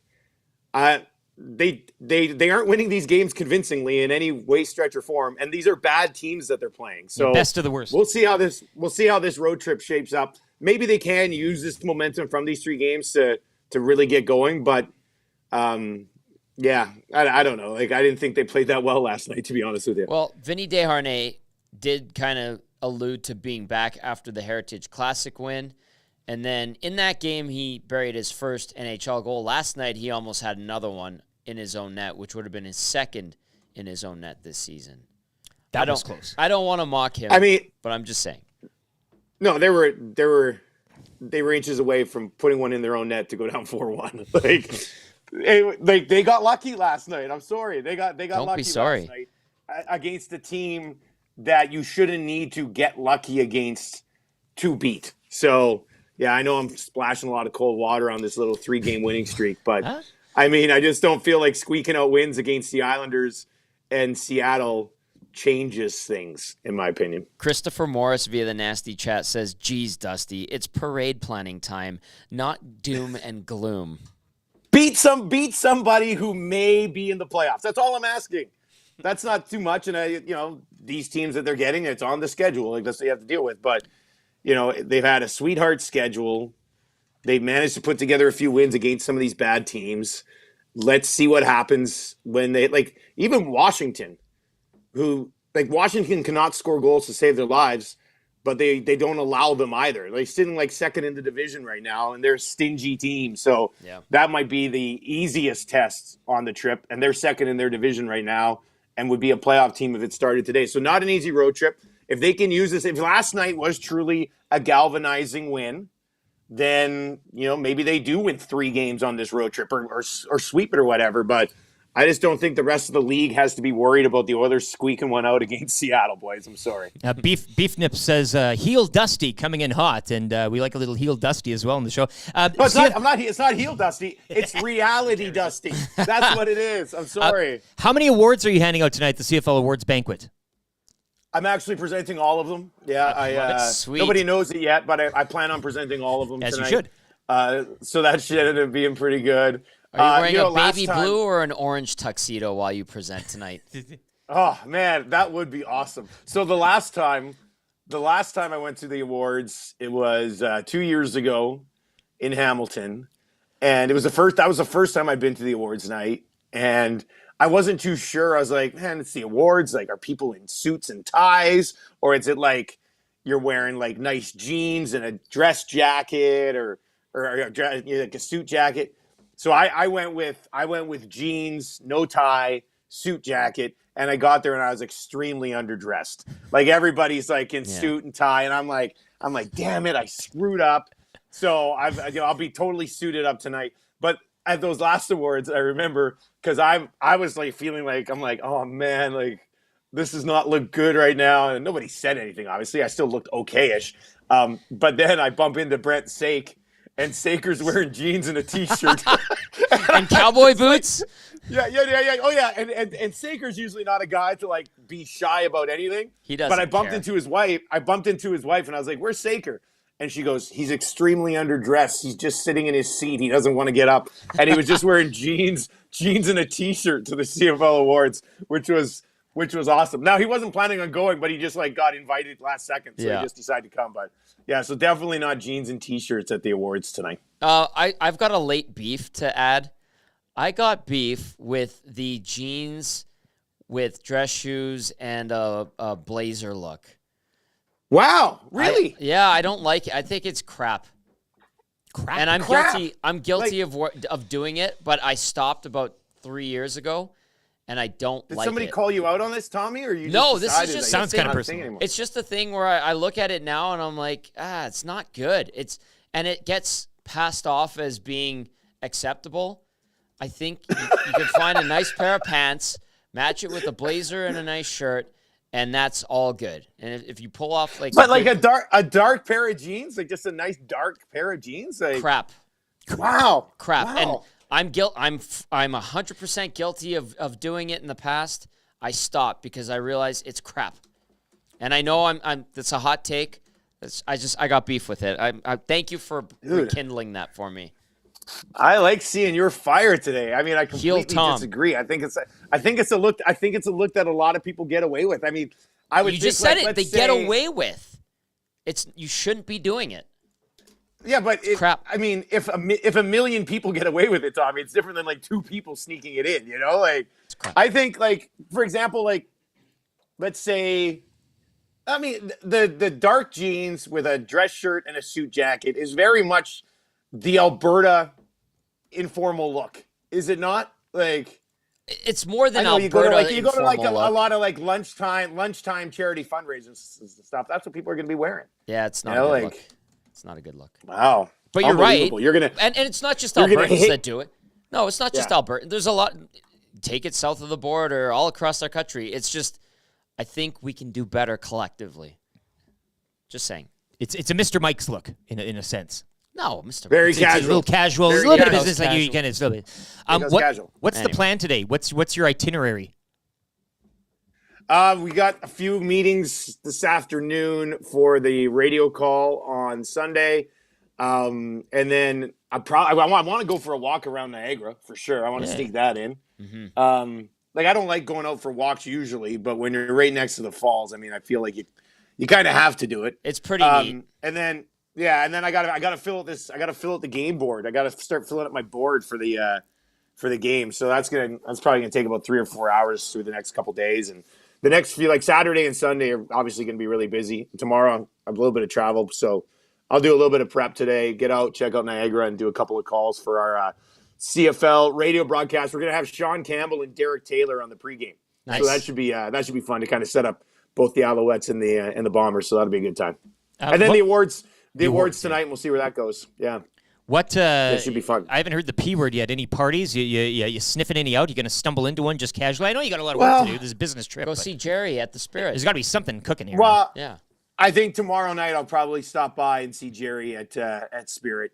Tonight would be the night to be at Spirit of Edmonton. Thursday night's always absolutely massive. Now, like the awards go, I think at like 7:00-ish tonight. I'm sure there'll be like a couple of parties here in Niagara after for the awards. So I'll probably check that out. But then other people are like, who was telling me, they're like, it's only like a 30-minute Uber to get into Hamilton if you wanted to come to the Spirit of Edmonton tonight. And I was like, I'm not taking an Uber to get in the Spirit of Edmonton for 2 hours, then taking an Uber back to Niagara from Hamilton. Yeah, you to are. Stay in the hotel. No, I can't. I can't do that.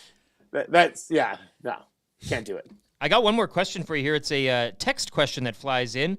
Comes in from a Matt I. Says, ask Dusty what the hell is wrong with the Lakers, if you can. Of course, another loss last night. Yeah, I watched. Man, it was perfect. Like the sport. So the sports lounge I was at the casino last night basically is a sports book. Like it's so when the Raptors game ended, some people cleared out, and it was like I requested it. Like I had the Oilers game. I put the picture on. I had the Oilers game on one like. It's the size of a wall, and then the other one, they put the Lakers game on, and I was just like, this is amazing. I looked around. There was nobody else there. It was just me watching these two games. It was out of frustration with the Lakers game that I eventually was like, screw it, I'm going back to the room. I'll watch the rest of the hockey game back here. Because, their first quarter starts. Do you guys honestly want a Lakers rant right now? Because their first Matty quarter starts. I would love one. Matthew's smiling from ear to ear right now. Their first quarter starts are pathetic. Like the first quarter has been a disaster all season, with the exception of 2 games ago where they absolutely shot the ball lights out. Like their first quarter, it has to be better. I know they're missing like 2 or 3 rotation guys, but their first quarters they were down by 20 in the first quarter of an NBA game. Like that just, and it's mostly on the defensive side of the ball in the first quarter. Like they just don't seem to check in defensively until later in basketball games, and that's going to have to change, or I am going to be fully running ham out of Los Angeles as the head coach. They should have fired him in the offseason and brought in Nick Nurse. Yes, they should have. Exactly. It's eventually going to happen. He can't be the guy. Yeah, but who do they get? But I just don't know. At this point, they should hire me. I'll manage that bench with jeans and a blazer. Amazing opportunity. Wouldn't that be something? You on the Lakers bench, jeans and a blazer? Do not. That's you go undefeated. the last thing I want. Not in Los Angeles. Not in Los Angeles. You can't do that. If I was an NBA coach, baby. If I was an NBA coach, I would be the casual dressing coach, where you're wearing like the team pullover and some slacks. But hang on, and the slacks that they wear now, it's like the golf pants, like the nice shaped golf pants, really nice, casual but stylish. Yeah, exactly. Someone texted in and said, "Tommy, I do that for all weddings. I don't own a suit." I just said, instead of the jeans, just get a pair of nice casual pants. Like the golf slacks. But those casual pants don't always look that great either. You get the right color with the blazer. Sometimes jeans look better. No, they don't. Never, ever. Man, I got jeans right over here. I'll put them on right now, Tommy. That's what I'll do. Ooh, boy. And I'll put on a suit jacket, and I'll sit right back down here with this plaid flannel shirt on, and I'll drive you nuts. Dusty, 110th Grey Cup game, Blue Bombers, Alouettes. When, where, and how can people digest you over the weekend, both visually and audio? Yeah. Grey Cup Saturday. We'll be myself and Marshall will be on the desk in Hamilton. We got like 4 hours of coverage. We'll be taking you through. It's mostly we're kind of just directing traffic. Like, we're going to have some people pop by for some interviews. We're going to send you some features, send you back to a couple of different panels that we'll have. It's kind of like the hangout in a sense, eh? Easy money. It's like a long hangout. Yeah, sort of. I mean, yeah, I think it should be pretty good. I'll have to like sit up straight and stuff with a microphone. I mean, it's not usually how I like to operate, but whatever. I mean, we'll make it work. So we'll do that on Saturday for 4 hours. So Grey Cup Saturday. And then, I think I kind of listed it off yesterday. I think the game's going to be on. It's going to be on in every market, usually on your rights holder, right? So CJ will be in Winnipeg. Ched in Edmonton will pick it up.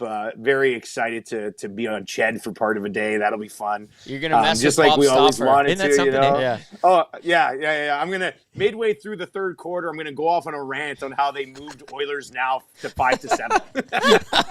I'm like, there's going to be an interception, and I'm going to be like, Cody Fajardo picked off by DeMiro Houston. My goodness, what a horrible mistake. Almost as bad as Ched deciding to move Stauf's show from 5-7 and cutting Reed's show back by an hour. Oh. What is happening? What is happening? Yeah, that should be fun. So anyway, it's gonna be the busiest weekend I've had at Grey Cup so far, but I'm sure I'll still find some time for some fun, you know? Jason wants to know at 780-218-9999, are you going to or planning to see Carrie Underwood at all? Yeah. Performing or otherwise? Not in the cards right now. My original plan was to wear a dress jacket and jeans to go to that concert. She wouldn't but allow now it. I guess I can't. No. So I don't know what I'm gonna do. I don't have tickets or plans for that right now. You know what I am pumped about though tonight? CFL Awards. You know who's playing after the awards tonight, right? Shaggy is gonna be playing tonight. I hope we end up like Shaggy and I in my room, like overlooking the falls, just having a few bevies after the concert. That would be amazing. It's like your Bo Levi Mitchell moment as well from a few Grey Cups past, eh? Like type of thing. Yeah, that would be great, Strike man. up a relationship. What happened? Did you go to sleep last night? No, I stayed up all night partying with Shaggy. Like, that's just a classic Grey Cup story, you know? 1v1. We'll let you get back to your work and your prep and everything. Thanks for joining us, man. Maybe some time tomorrow. I don't know what you're doing tomorrow, but... Yeah, I mean, same time tomorrow would probably work. I know. So I'm hitching a ride tomorrow back to Hamilton, and it's with basically the main panel, like Barker and Dunnigan and Milton. So those guys will probably dictate when we're leaving. So I'll have to let you guys know exactly when I'll be free. Also, quick question, Matt Iwanek here behind the scenes. Are you on Lock Shop today? No, I'm not on Lock Shop today. I've got a meeting at 1:15, so it'll be Jake and Pat. Bombers have an availability. Huss has to be at that. He's not going to be able to make it back in time. I've got a call at 1:15. So Jake and Pat will be on Lock Shop today, and then Huss will be back on Lock Shop tomorrow with the boys. Beautiful. Thank you. All right. Stay away from those twisted tees, eh? Bye, Dusty. Love ya. No twisted tees this year. Be safe. All right, yeah. And enjoy yourself. Go buy a nice pair of pants, Thanks please. for having me. Yeah. Those Hamilton slacks, eh? I don't think people got the, oh my God, I think I turned away too soon. I heard it, though. Oh, I'm surprised pleasantly at how many people agree with me. I thought I was going to get the heel turn on that one. Sometimes you do, and sitting in that chair actually kind of propels you into that heel mode, yeah, as a we've little seen bit. with Dusty and now yourself. But it's not hard, and I'm listen. A lot of people wear it. It's the easy out, and it's not just an Alberta thing too. But the jeans with the blazer. Can you get away with it with a real killer pair of shoes, though? No, that can't. You're not having it. Where do you stand on Jordans with the suit? Hey. I'm more inclined to Jordans with the suit than I am to jeans with the blazer and dress shoes. I was also getting that caged animal vibe from Dusty. Hey, were you not like he likes to have a party? He's there for work. Yeah, but I do feel that this is more of a business, and as it should be. That's the job he's doing. But you need him to have a night. Like it doesn't why seem is like he in Niagara and no one else is? I know. Why that's what I'm saying. He's, like, he's why stuffed in this hotel. Why wasn't he in Hamilton last night? Exactly. Then go to the CFL Awards tonight like everyone else is. Weird. How did he get the short end of the stick? Low key pisses me off, to be honest with you. Are they sending him a message? Maybe Suits is trying to keep a distance here. Did you? He didn't really mention him at all either. No. He didn't mention anything about Suits. Usually he's talking a lot about him. I tweeted about that yesterday. He didn't even respond to my tweets. I think I've brought up. I think we're going into. I hit a sore spot territory. again, you know, and it's going on there. That's what happens, you know. It's when you try to claim someone's your friend and they're really not. Man, this Grey Cup week and that relationship could really be a turning point, hey? I'm starting to get FOMO more and more. Absolutely. The more we talk about Grey Cup. And just seeing things and over this weekend when I really see things on Twitter, I'm really going to feel terrible. This Thursday, Friday, leading into the Saturday. Well, Spirit opens tonight. It's these 3 prior party days that just... It's going to get to me like that. And it's just like, can we get to next year already so we can be there? I was going to say that means next year in Vancouver is going to be even better. I know it's a year away. But. No, I know, but it's everywhere said that, you know. Like, we have to make sure we follow. We have to keep each other honest for next year. We'll do it. Like, to make sure that we're going. We have to keep each other honest. What are you talking about? Like, to go actually? We just have to make sure we do it, right? Yeah. But I could see like us rolling around and like November hits. I'm like, oh, we haven't planned to go to Grey Cup yet, and like, oh crap, we screwed that up. Like, we have to keep each other honest. You're very good at these things. Like yesterday, you and I were talking. We're like, we need to plan for trade deadline. I was like, it's November. I know, but you're on it. Matthew is on Somebody's it. Gotta be That's on the it. saying around here at EST. This text comes in and says, "Come on, man, it's Carrie. Those legs." Yeah, I saw her when she was here a few years ago. Mm-hmm. It was a good show. Okay, I threw this at Hernan on the Hangout yesterday. Uh-huh. I think I threw it out to you too. Yeah, you were there. Order the 3 that you would want to see. Shaggy, Green Day, Carrie Underwood. 1 through 3 for Grey Cup weekend. So would I have to take out the fact that I've seen Carrie Underwood before? No, like just straight up. Like if I said, Tommy, I'm putting you on a plane today. We got this EST private jet. We're sending you to Hamilton for this weekend. Who do you want to see first? If I can't get you in, who's second? If I can't get you there, who's third? Yeah, I think Carrie Underwood would be second easily, because I'd want to see Green Day because they are legends. I put them number one. I think our age type of it'd be something to see that. Yeah, and I know they've kind of faded a little bit. Shaggy number 3. Shaggy number 3. Yeah, it is a couple of songs from the late '90s, early 2000s where you're like, oh yeah, I remember this one, little toe tapper. But yeah, it would go Green Day, Carrie Underwood, Shaggy. As it is the CFL, not too many people are talking about, you know, kind of these 3 acts. It's not Trooper. It ain't April Wine. Like everybody always griped about that. Or some pop star from Ontario that's 18 years old and nobody's heard about. These are big names, and I am kind of anxious to see what Vancouver has in store for us next year. Well, we've never seen this many acts at a Grey Cup. Yeah. We've had the halftime show, obviously. Mm-hmm. There generally is a little bit of a concert, but never to this level. Not with a name like that, yeah. We've had, like, I think actually in 18, wasn't Trooper actually here? I don't know. I can't remember who was here in 18. I don't mind that. I like that stuff too. But there's that one concert that happens, but it's not, like, it's never been, like, this big focal point. Like, this year it has been with, okay, we got Carrie Underwood. Like, we're ranking the acts and here. We've never had an act at a CFL awards show.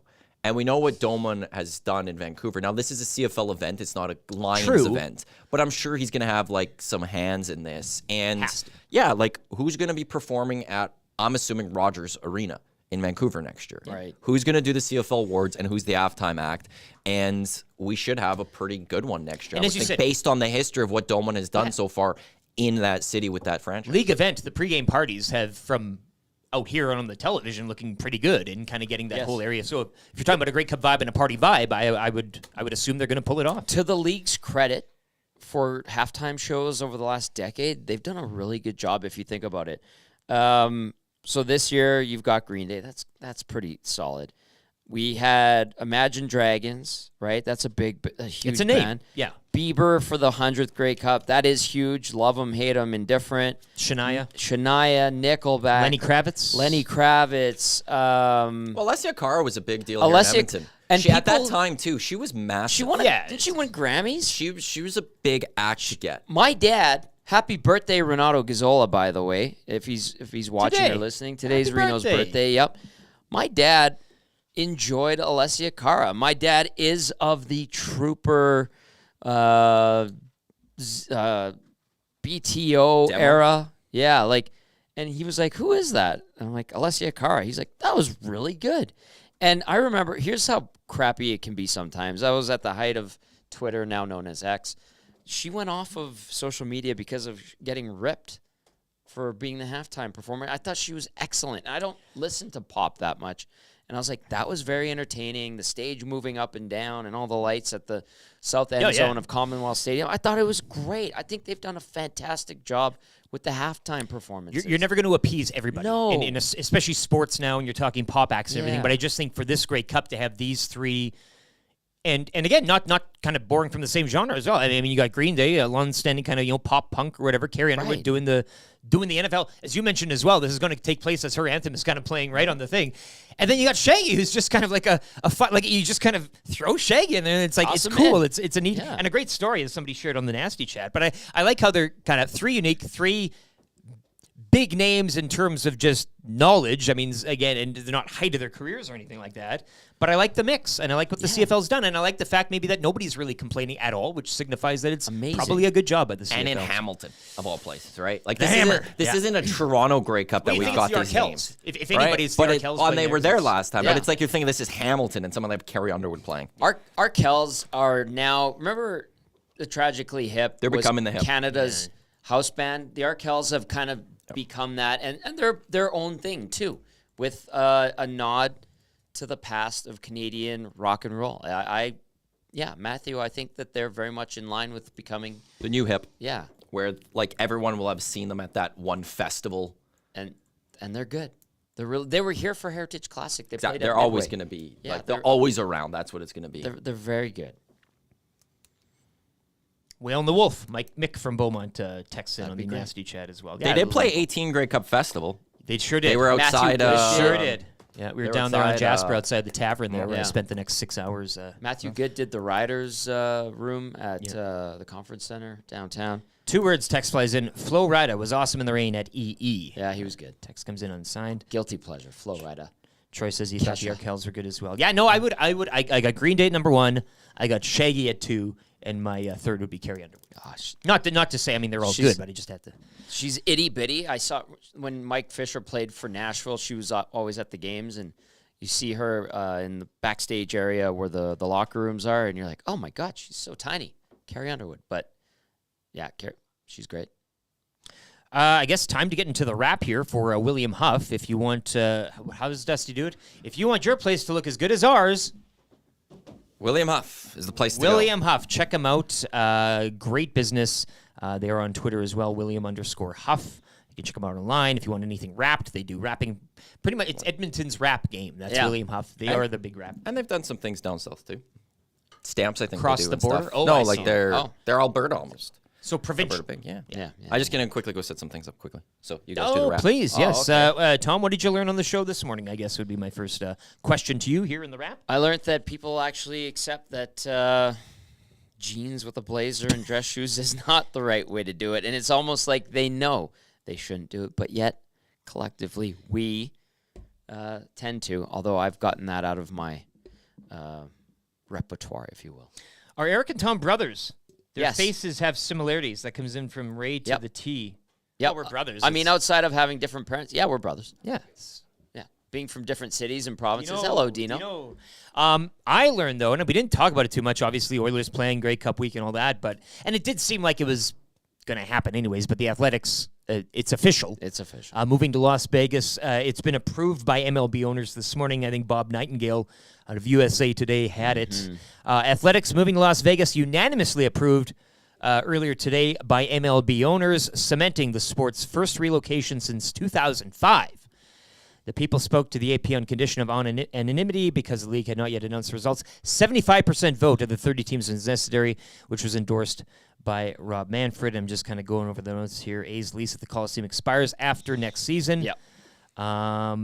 So they could be in a bit of limbo here. I'm kind of excited. You know that there's going to be documentaries on this era of A's baseball. The limbo, the moving out, the fans, all that stuff, or lack thereof fans. Playing at the Las Vegas ballpark in Summerlin, perhaps. Maybe they play in the Sphere for a couple of games, maybe Right? a few series in the Sphere. Shoehorn in a ballpark. Play wherever you want in there and that thing. So the A's are no more. And we pour one out for one Dave Jameson this morning, as he's the one we know, the one fan we know of the Oakland team. Did any texts stick out for you this morning here? It came in late. I do appreciate it. And Holyrood hard ticket with this one, and I hope it gets your stamp of approval, LTE. Holyrood hard ticket texted in, said, Suits and Dusty roll up to the awards in orange and blue tuxedos and totally solidify their best friendship. Why haven't they done that? Why wasn't that a thing? Right. Why wasn't that thought of? The two of them going up there and then him yelling, what is happening or whatever, Right. dropping the key phrase or something like that. Very good friends, best friends, if you will. We like to champion the CFL and talk about their good stuff, but I will talk about that negative of not having Nielson and Suits there in the orange and blue. And an ode to the Oilers as well. It'd be kind of a wink. Yeah, I'd like that. Well played. Next year in Vancouver, Ticket. maybe. Yeah, perhaps. What are we watching tonight? Thursday nighter? Yeah, that's for what sure. it is. You can join me, Centric Casino Sports Bar and Lounge, Centric Casino Fort Road, $9.99 smoked brisket cheesesteaks on special all night long. You also get a bevy special with the purchase of that meal. Get a choice of side and a deal on a beer or highball of your choosing. Centric Casino Sports Bar and Lounge, Centric Casino Fort Road. Ravens Bengals. I like to complain sometimes about these primetimes matchups. I won't tonight. This should be a good one. As Ian Rapoport, NFL Insider, said, it's an AFC North. It's a rivalry game. It's going to get dirty. It's in Baltimore. We're riding with the Ravens, are we not? Yeah, Wannick is 7-3. Nervous over there, but he shouldn't be. Both teams coming off a loss. Of course I should be. I said shouldn't. You're playing the I last know, place but I team in should your division. be. Last 'Cause place. they're nervous. The Bengals are a good football team. But Joe Burrow's you can't hand's messed up. disrespect the Cincinnati Bengals in all this. His hand is messed up. You've almost His put up over throwing hand. 100 more points than them. 270 points When you scored. overlook a team like that, that's when you're going to lose. And they still have Jamar Chase on that team. They're still I know they're 5-4. I know balls that don't even get to him because Joe Burrow's hand is not working properly. Should be a nice evening in This Baltimore is as well. a tough division. They're all really good. The Ravens on a short week coming off of a loss. Both teams coming off of a loss. Yeah. And I don't think you could disrespect the Cincinnati Bengals here. So of course, I'm going to be nervous. You're 4-1 away, but only 3-2 at home. Shouldn't have lost to the Colts this year. Shouldn't have lost to the Browns this year. Shouldn't have lost to the Steelers this year. Blown some of those games. Ifs and buts. Come on, look, who are the two of the teams I mentioned that they lost to? Steelers and Browns. Yeah. Who's the other team in the division? The Bengals, since none of you wanted to answer that. Nah, I was just going to leave it. You wanted to answer it. I was rolling my eyes. This isn't going to be easy. This isn't just like, the Ravens are going to roll. This is going to be This is going to be a tough football game. And I'm nervous. Yeah, I am nervous. Weather's great, though. I'm glad there's nothing else for me to watch. It's going to be this. I'm going to be texting with my buddy Warren Bears from 100 Point through the Bear. Tomorrow you're going to be walking in like this after a big Ravens win. And if they're not, we'll be able to get through the door. What do you guys give me? And when they don't win, I'm blaming you two. I'm putting this on you two. All right. Heel Matthew. I'm coming at you guys tomorrow. Bring it. Why is Dusty saying we're doing it? Oh, the Suits, maybe? With him in Suits? Oh, I love it. Yeah, I Coming hope in a so. little late. Oh. We jumped into the nasty chat we were doing. I guess. I know, but have we? First take is over, so now we could watch the show. The second take, yes. I didn't want to give anything away. I mean, we were just batting this around as an idea. I didn't know if this was the plan. Have we kind of opened the can here ahead of time? I didn't mean to do that. Well, forget everything that was said. Toothpaste back in the tube. Hard to do, but we've done it. Somehow. Congratulations to Holyrood hard ticket for the text of the day. $20 to A&W. Cool bet hotline of the day, by the way, today was Odell Beckham Jr. over 25.5 receiving yards. 25. As Mr. Lean took a break, and it was Mr. There's no Mr. Lean today. There's no Mr. Lean tomorrow. There's no Mr. Lean on Monday. Posture Full incredible hotline today. of the day. Trying to go 2-0 on the hotline. Incredible. Did it once. Going for 2-0. I already know where we're going tomorrow. Well, I might be going to the Pint on White with you. And Nanso might as well. And maybe an invite to one Tom Gazzola here in the room. We could bring up that tomorrow. Hey, Go man. all in. Hey, man. You get it? Yeah. And take them down, baby. It's going to be great. Let's get to Except Copa. If the pitch is like a mud farmer's field type of, right, which it could be. Absolutely. I'm not like be like an AFC North. What's the interim manager going to do? That's the other thing. Like, the tactics. We still haven't heard any names of who's going to take over the men's national team. All I know is Alphonso Davies is off to Real Madrid, right? Isn't that the rumor in the wind? He should be going to the Premier League.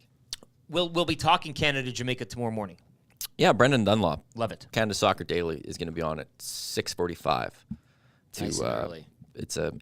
We could go into a little more tomorrow, but there's the Euros next summer, which is obviously the big tournament in Europe. There's a version of that in South America called Copa America, for those that don't know. Which is wild. Because it's the South American style. They're expanding this to 16 teams. It's going to feature some North American teams. Canada's trying to qualify for this next summer. The chance for us to have some meaningful soccer in the summer, equals patio beers while watching the Canadian men's national team. It's going to be a blast. But Canada needs to get through this next two-legged affair with Jamaica. They're in Toronto next week. They just opened up the lower bowl. Can I go back to I Got Beef quickly? Yeah. Because I got beef with Toronto. Isn't that their home stadium? This is the home stadium. HQ for the national Toronto program. always gets upset when the soccer team never comes to Toronto. When it goes somewhere else, they always whine and complain. Like, this is where the home is. This is where they should be playing. And when countries come like El Salvador, it's mostly El Salvador fans at BMO. And now also there's this big two-legged affair for Canada to try to get to Copa America. And they're just opening up the upper deck. They're just opening that up. And we're not going to have a sellout of a 30,000-seat stadium in Toronto. And they look bad on Edmonton because why is the game out in Edmonton? When we put up 50,000, we sold over 50,000 for that game against Mexico. Yeah. And not 50,000 showed up because we had this massive snowstorm, but we still had over 40,000 show up for those. Azteca. And they're supposed to be the home, and every game's supposed to go to Toronto because that's going to be home field, yet the fans don't show up. They got 4 million people in the area, and they don't show up to support the men's national team. You know, the women's, they go other places. They don't go to Toronto. They sell out. You know, Christine Sinclair's having her farewell tour. People are selling out stadiums for that one. Toronto can't sell out BMO for our Canadian men's national team, and we still go back to them. Pathetic. It's like Toronto, they're the worst. They are just the absolute worst, and they don't deserve to have Canada soccer being played there. Straight up. But Canada soccer is an absolute joke in themselves. This is touche. Maybe more on this tomorrow ahead of the game. Game day tomorrow. We can look at this and fire. If you want to say anything about Canada, Toronto, like, oh, they're not supporting them. Like, oh, well, ticket prices are too high. Support the $20 in the upper bowl. Go sell it out.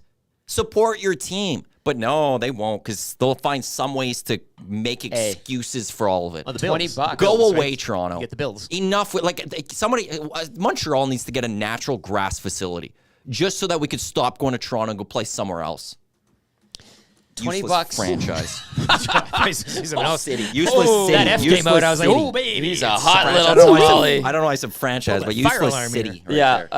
$20 gets you half an order of wings at Real Sports outside of Scotiabank Arena. So they didn't even sell out most of the World Cup qualifying games that they had there. I know. We have a 50-some thousand seat stadium. We did over 40,000 both games in November. And they allow other countries to come in and fill up BMO more than Canadian fans. Maddie's Miffed Soccer Rants coming to EST. That comes from Pat Maroon's bib. Maybe a half-hour pod once a month. You can just go off. Just a pod. I could go off FIFA, on Toronto all the UEFA, time. no, you won't stop. Don't get me on that one. But yet they get the World Cup. Got to get them the World Cup. Got to get Vancouver the World Cup. Yet who supports this country and this team? Definitely this city. World Cup. This city. Boom. Man, the pint tomorrow night's going to be great. I can't wait. All right. Matthew. Yeah, I look forward to watching an empty BMO field supporting our... No, they're not there tomorrow. They're in Jamaica. Next week. More fans I look Jamaica forward to next week to an empty BMO field and then Toronto making excuses of why they didn't show up to support our boys. Almost as good as the Coach K rant yesterday. Wow. That comes in from TV Burkle. So you're Right. I could get 40,000 people to fill out Commonwealth for them if they came here next week. Yes, you could. And you have. Edmonton Sports Talk could do that. Yes. Absolutely. Oh, my God. We could do that in like days. If they moved the game, if they today said we're moving Flex that game it to in. Commonwealth, Flex it we're in with it. flexing We'll over do to a Tales Commonwealth. of the North. We could It'll be- easily get 40,000 in Edmonton. We got 2 sections at Commonwealth sold out for our 1260 tribute night, even after the CFL shut it down. We can get 40,000 in Commonwealth. Oh, but for Toronto, they're the national soccer team. team. They love soccer so much. They should have 4 MLS franchises. Can you just continue this into the hangout? Like Has just to stop continue. mid-sentence Yeah. and then start it back up in We're there. talking Keep soccer, going Dean. on that note. Dean's not paying. Are you ready for the? Can we? We're done Yeah, here. no, I'm done now. I would like I've to, if I ranted. can, thank all of our guests this morning, including guest host Tom Gazzola, filling in after a night of post-game coverage as well. You'll be with us tomorrow and Monday while Dustin is covering the Grey Cup. The morning after show from EM Utility Locating. Erik Tomas from Raceline Radio joining us in the opening hour. You can catch him on Raceline Radio here on EST. Luke Gazdic as well from the 2 Months podcast, courtesy Pro Am Sports. We had the Cool Bet line of the day. I Got Beef, courtesy Corey the Butcher at Acme Meat Market. Ian Rapoport, our good friend from the NFL Network, courtesy Centric Casino Sports Bar and Lounge. We had Dustin Nielson live from Niagara Falls, getting ready to cover the 110th Grey Cup, and of course the wrap from William Huff, wrapping everything from Popeye's Kitchen, A&W, Paris Jewelers, Mr. Mike's, Park Mazda, everybody else. If I missed you, I love you. Stay tuned. Hangout coming up next. For Matt Iwanek behind the screens, Tom Gazzola once again. I'm Lieutenant Erik. Thanks for joining us, and we'll talk to you tomorrow.